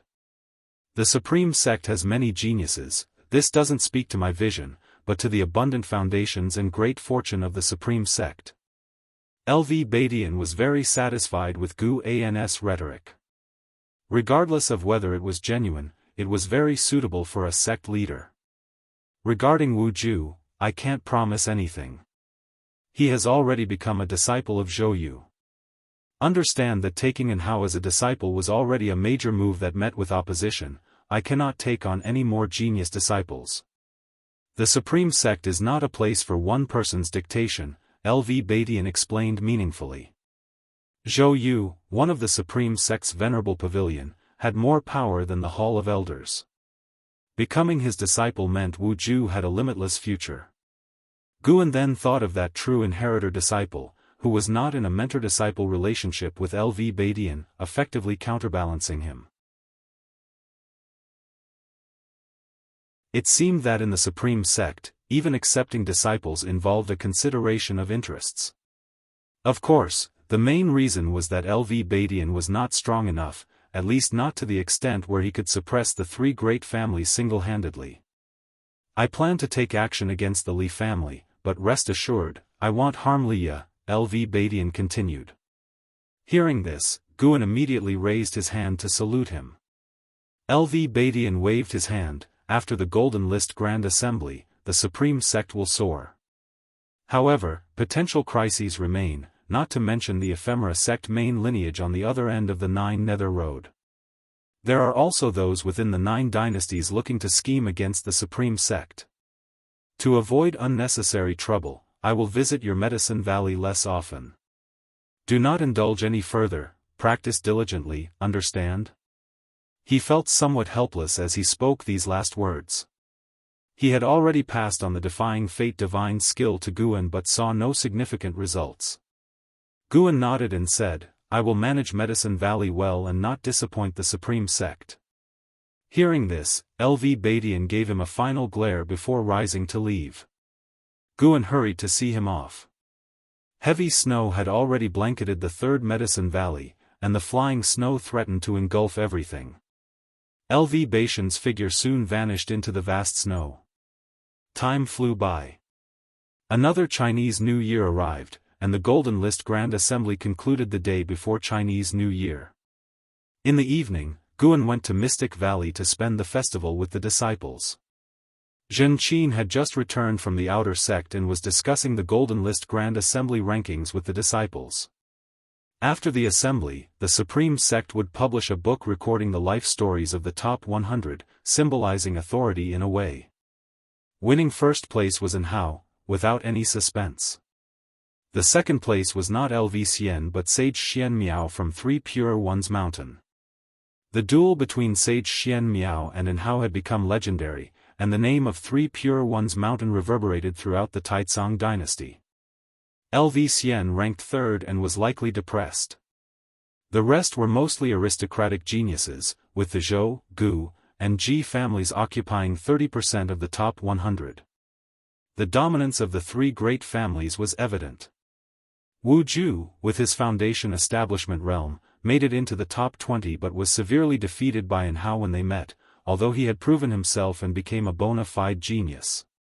Sitting down, Guan listened to the disciples excitedly discuss the Golden List Grand Assembly, showing an interested look. The disciples also flattered him, feeling honored that he made it into the top 500. "Master, I have to go out on a mission tomorrow. It might take 2 or 3 years before I return." Zhen Qin, sitting beside Guan, spoke while Guan's thoughts drifted away. The high-rank medicinal herbs in the Mystic Heaven Cave Mansion should be ripening. 7 days after the Chinese New Year, Guan went to the Mystic Heaven Cave Mansion that night. After harvesting the ripened medicinal herbs and gaining nearly 20,000 years of lifespan, he began sowing seeds again. After years of management, the Mystic Heaven Cave Mansion was filled with medicinal herbs, all of at least 4th rank. They were now continuously providing him with lifespan. With the current medicine valleys alone, Guan saw the gate to a lifespan of millions of years approaching.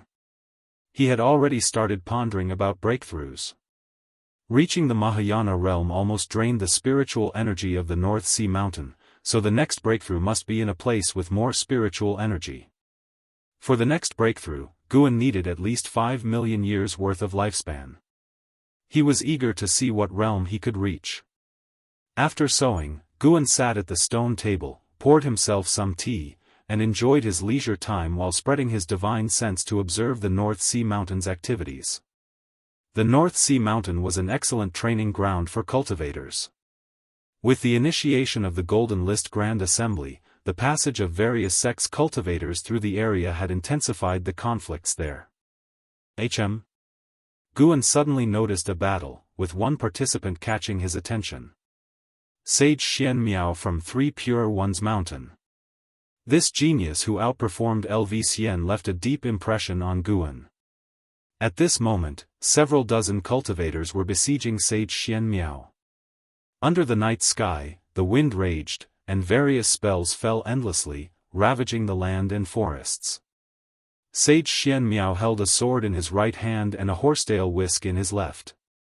Behind him, a Dharma aspect with 3 heads and 6 arms materialized. Despite being surrounded by several divinity transformation realm cultivators, he remained unfazed. This 3-headed, 6-armed Dharma aspect contained spiritual power far exceeding that of Sage Xian Miao, and its 6 arms could cast different spells.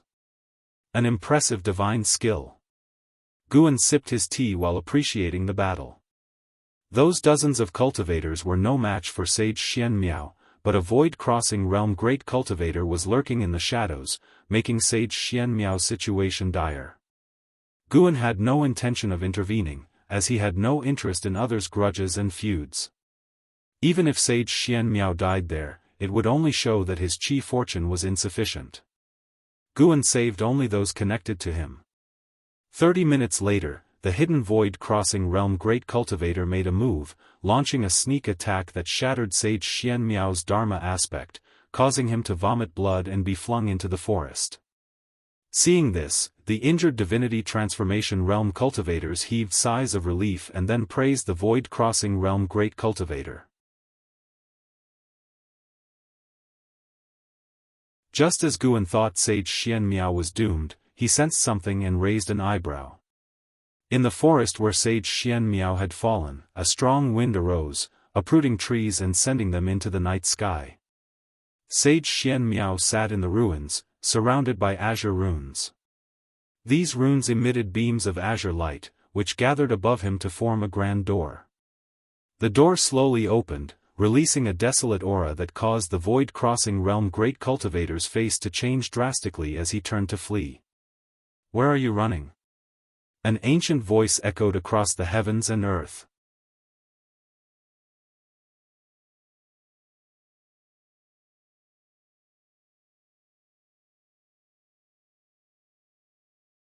The Qiantang dynasty had the most lakes, and the majority of its cities and sects were on islands.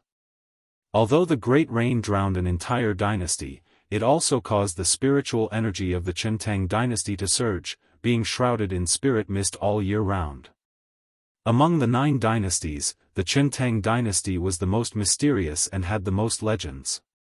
Many people believed that immortals were hidden among the islands of the Qiantang dynasty. Guan retracted his gaze. Although he was very interested in Sage Xianxia's divine skill, he was too lazy to make acquaintances or stir up trouble. Only being superior to the opponent by one major realm prevented Guan from being complacent. Be cautious in development, don't be reckless. 1,000 years later, how many levels above the 9 dynasties would he be? He was looking forward to it. Dark clouds covered the sky. On the ground, mountains undulated, and each piece of forest seemed like a gathering of demons and ghosts. A gigantic palace nestled between 2 mountains, with red pillars and bloody eaves, appeared so terrifying. Inside the grand hall, a group of black-robed individuals knelt on the ground. Some were humans, some demons, and some soul bodies. The man kneeling at the front wore a mask, making it impossible to see his true face. He said, "Sect Hierarch, the combined forces of the 9 dynasties have entered the 9 Nether Road, affecting our grand plan. Should we retreat, or continue to lie low?" His voice was hoarse, and as he spoke, ghostly air exuded from under his mask. On the steps in front of him stood a burly figure draped in a large black robe, with a blood dragon coiled on the robe, bearing its fangs and claws, as if ready to leap out at any moment. His white hair gently swayed, and he wore a crown of bones, with 2 slender, extremely sharp horns that glinted coldly atop it. He was the sect hierarch of the main lineage of the Ephemera sect, named Butcher Immortal Jing. Butcher Immortal Jing slowly turned around, revealing a pale and indifferent face. His pupils were blood-red, and there were 2 evil ghosts marked on his forehead. The 2 evil ghosts shared one body, which was pitch black and had sharp claws, making people shiver. The 9 dynasties, laughable. They actually dare to step into the 9 Nether Road. They are courting death. Butcher Immortal Jing said coldly, a gust of cold wind blowing into the hall, causing the robes of all the followers to flutter. A black-robed follower with a white tiger head spoke, "Each of the 9 dynasties has great cultivators in the mystic heart realm, and the supreme sect's sword Venerable Fudao is even more unfathomable. It's unlikely we can annex the 9 dynasties before the demon catastrophe." Another soul body in black robes followed up, "Our sect's golden spirit Venerable and night cultivator Fairy both died at the hands of sword Venerable Fudao. He is the biggest obstacle to our annexation of the 9 dynasties."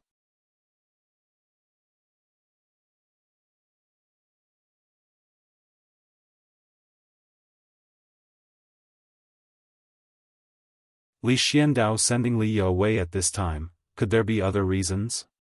And the soul body within Li Ye, why had it become so weak? It seemed like it could dissipate at any moment. Guan shook his head, unable to figure it out. He decided not to bother thinking about it. Until nightfall. Guan once again arrived at the Mystic Heaven Cave Mansion. As he was about to pick medicinal herbs, he couldn't help but frown. Why was Sage Xianxia around? The monastery of Sage Xianxia was 8,000 miles away from here. Coming here could not be a coincidence. At the same time, in the forest 10 miles away, Sage Xianxia held a compass in his hand, advancing while muttering to himself, "It should be around here. I don't know what kind of blessing it is."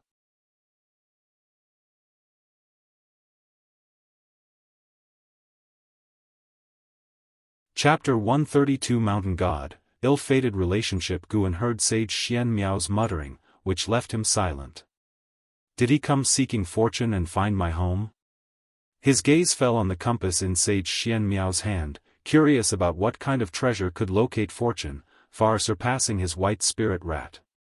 Since the appearance of the mystic pure tree, the white spirit rat had been napping all day, no longer venturing out to search for treasures, essentially becoming useless. The forest in the deep night was eerie and quiet, with a faint mist swirling among the woods. Although Sage Xianxia could see the shadows of ghosts drifting by, he remained unmoved. Whoosh!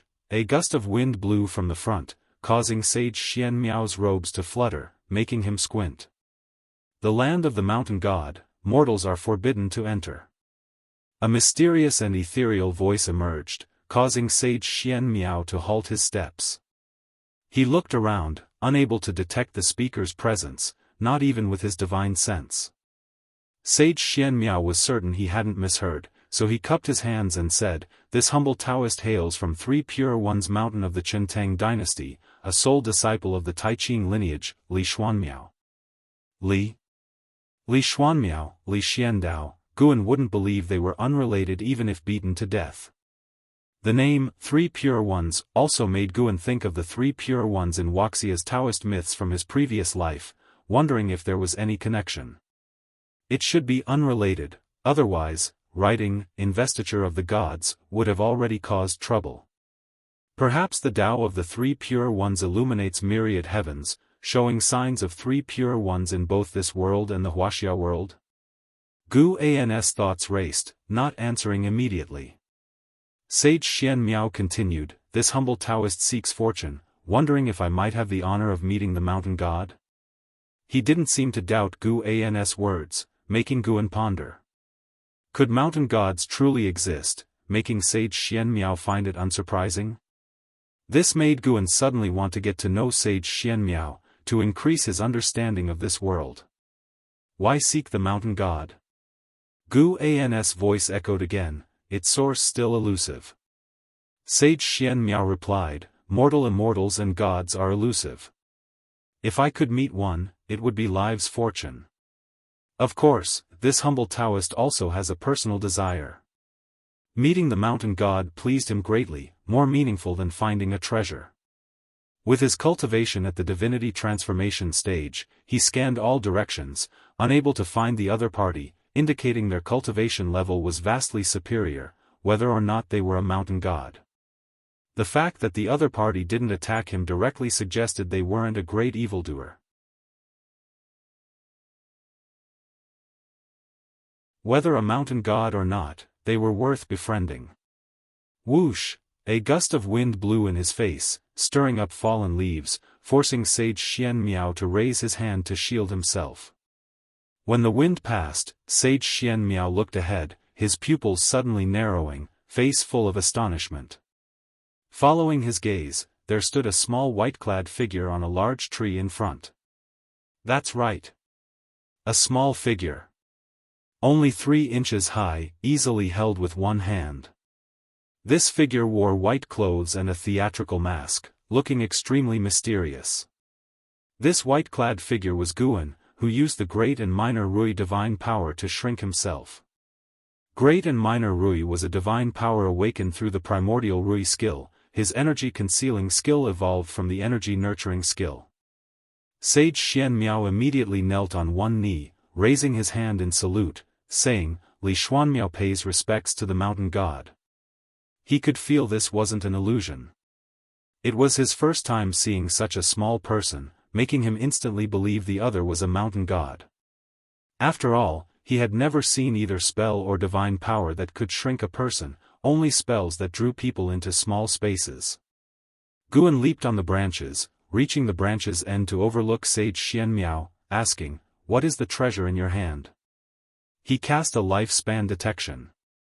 Sage Xianxia, Divinity Transformation Stage 5th Level 198/900/4500, 4,500 years as his maximum lifespan? A bit inconsistent with his performance. The legacy of 3 Pure Ones Mountain seemed strong. Sage Xian Miao hurriedly replied, "This is a treasured family heirloom of my 3 Pure Ones Mountain passed down through generations. As long as I carry it, once my chi fortune connects with the treasure, it will guide me to my destined fortune, accelerating my growth process." As he said this, he smiled. Destiny led him to meet the mountain god. Guan wondered if Mystic Heaven Cave Mansion rightfully belonged to Sage Xian Miao. Very likely so. If not for his golden finger akin to a system, he wouldn't have come to the North Sea Mountains to undergo tribulation, nor would he have cracked open Mystic Heaven Cave Mansion. Thus, it wouldn't naturally belong to him. Thinking this way, it seemed Guan had taken Sage Xian Miao's opportunity. Sage Xian Miao continued, "Senior Mountain God, I just accepted a disciple, but he is poisoned. I can't cure him. Could you take a look?" He was initially seeking fortune but hadn't expected to encounter a mountain god. Since gods existed, they should help alleviate his worries. Guan remained silent, left hand touching his chin, right hand holding his left elbow, swaying contemplatively as he looked at Sage Xian Miao. Sage Xian Miao understood, his right hand flipping to reveal a lingji in his palm, which he offered with both hands, saying, "This is a 6th grade earth spirit lingji, hoping the mountain god likes it." Guan lifted a hand to capture the lingji in his grasp. This earth spirit lingji was larger than his entire body, making him look quite comical as he held it. Sage Xian Miao didn't find it amusing, rather, he found it endearing. The behavior and thoughts of immortals and gods shouldn't be speculated or defined by mortals. "Bring your disciple here at this time tomorrow night," Guan said. Sage Xian Miao immediately expressed his gratitude. When he raised his hand again, Guan had already vanished. He smiled, getting up to leave without pressing forward, which made Guan feel satisfied. At the very least, Sage Xian Miao didn't seem like a deeply scheming or overly calculative person. When Guan had previously inspected Sage Xian Miao, he had seen his demonic disciple and identified the type of poison in him. Fortunately, he could cure it. Once Sage Xian Miao was far away, Guan returned to the 8 scenic caves to begin alchemy. He took out the ephemeral flower he had kept for a long time, placed it into the pill furnace, and then conjured Taicang true fire to ignite the dry firewood under the furnace. Suddenly, a thought struck him.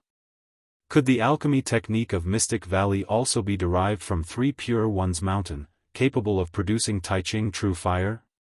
Quite possible. The next night, Sage Xian Miao brought his disciple to the same misty forest.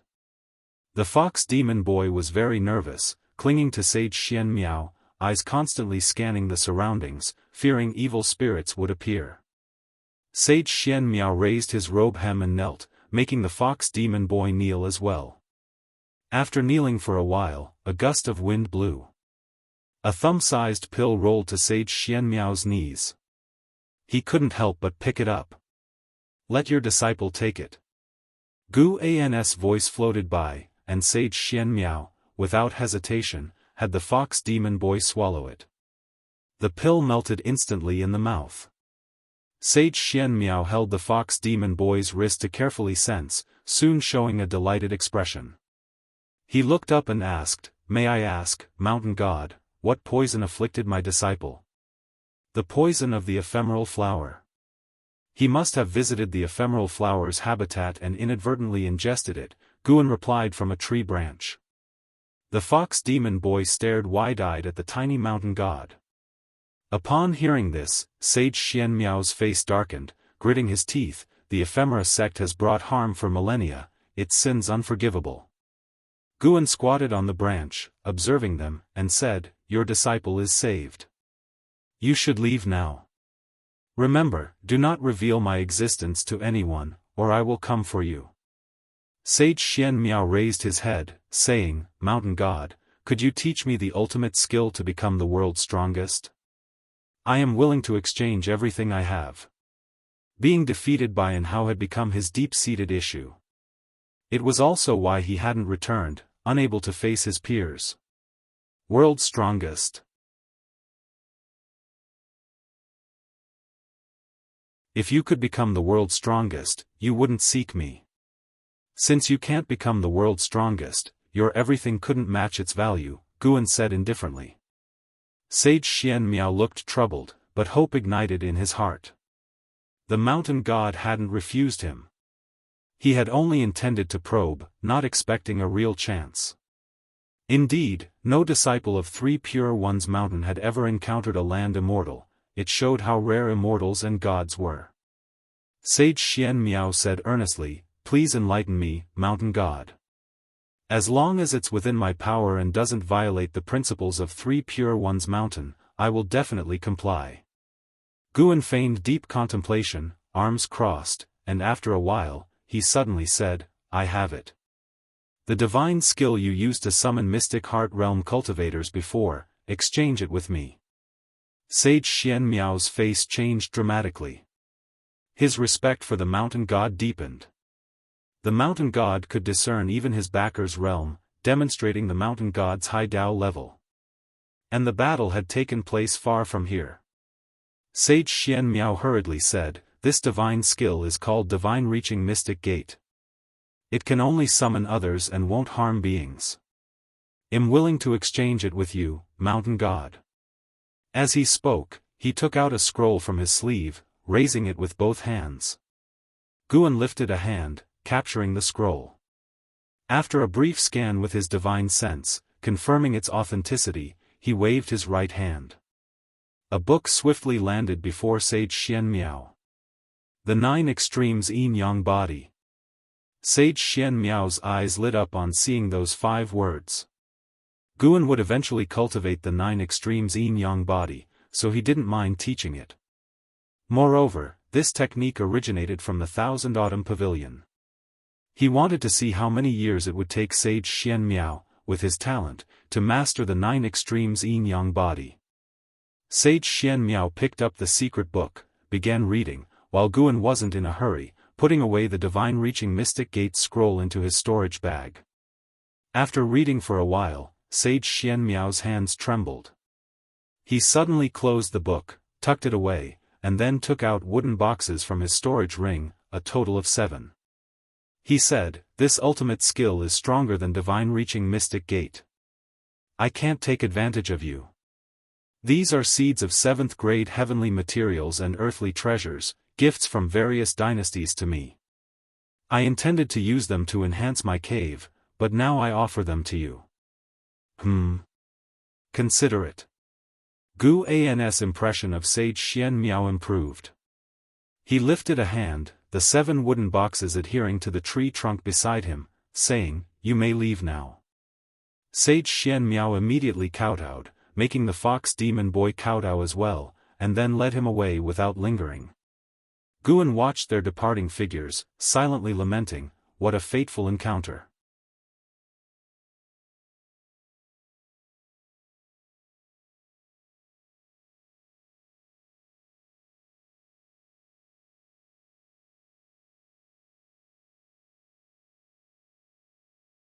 The higher Gu An's cultivation level, the more beneficial it would be for her grand plan.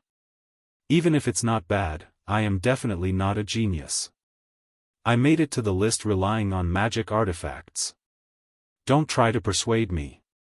Strenuous cultivation, even if it allows me to live for 700 or 800 years, still takes up most of my life's time on cultivation. Why not just enjoy life directly? Not cultivating is about avoiding detours. My talents are not as great as yours. Guan argued confidently, though for some reason, Lu Lingjun felt a trace of sadness. As an ascender, she had indeed seen many who spent their entire lives but could not escape destiny.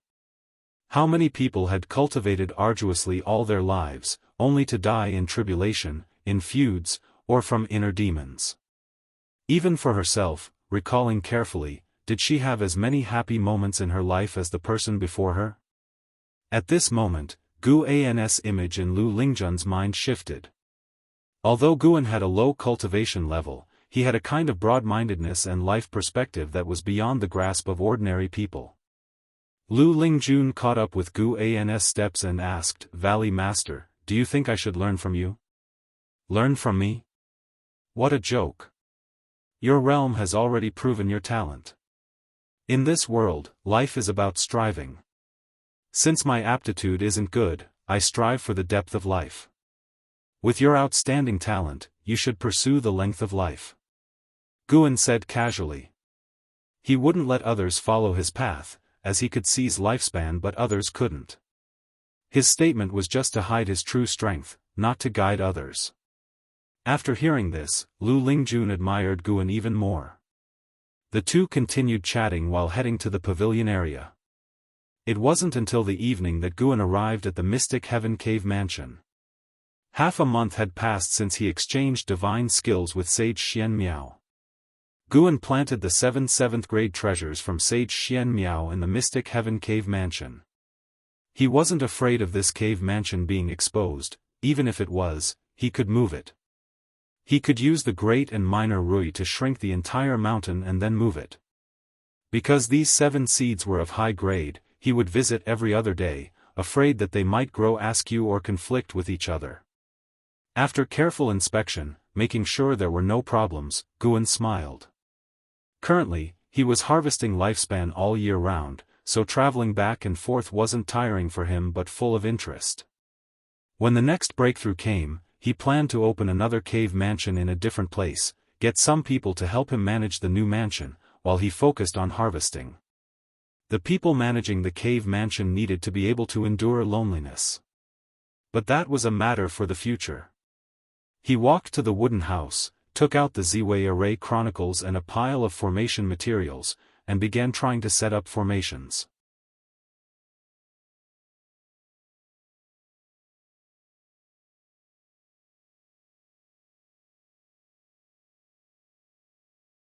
He took a deep breath, stood up slowly, and then bowed to Guan, saying, "Thank you for the mountain god's guidance. I will be cautious." After speaking, he turned and left. Guan tilted his head, showing a confused expression under his opera mask.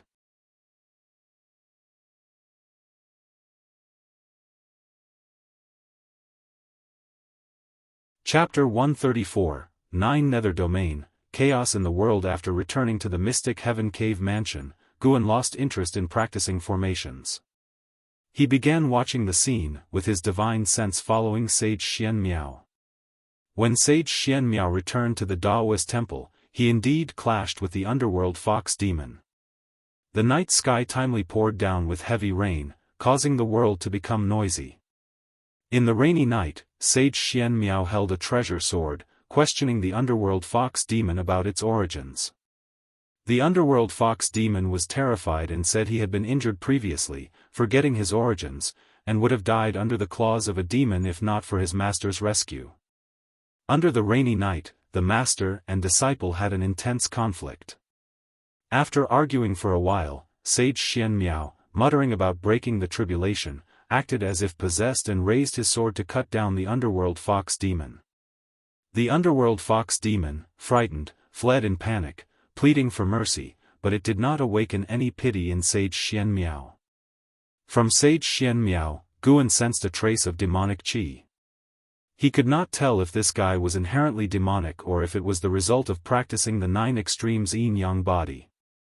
Eventually, the underworld fox demon could no longer act and burst forth with a powerful demonic aura, simultaneously beginning to frantically absorb nature's spiritual energy, quickly coalescing into a terrifying demon shadow, invoking the impression of some summoning spell. The aura of that terrifying demon shadow rivaled the 9th layer of the void-crossing realm. Guan guessed that it was the underworld demon emperor. Sage Xian Miao, at the divinity transformation realm, was no match for this demon shadow. At a critical moment, he once again cast the divine reaching mystic gate, summoning a great cultivator from the mystic heart realm. The mystic heart realm great cultivator immediately shattered the demon shadow with a squeeze, and the underworld fox demon took the opportunity to escape. At the crucial moment, Sage Xian Miao still relented and allowed the Mystic Heart Realm Great Cultivator to spare the underworld fox demon's life. After the divine reaching mystic gate dissipated, Sage Xian Miao collapsed again, beginning to cough blood madly. It seemed the cost of casting the divine reaching mystic gate was very high. What a vivid and thrilling conflict scene. Gu An's heart was filled with emotion, feeling as though he was reading a novel. The underworld fox demon harbors malice toward you, hating you to the bone. Do you wish to perform a lifespan detection on it? Here it came. Time to work. Guan got up, stretching his muscles and bones. In the mountain forest, the underworld fox demon hastily fled, looking extremely disheveled under the torrential rain.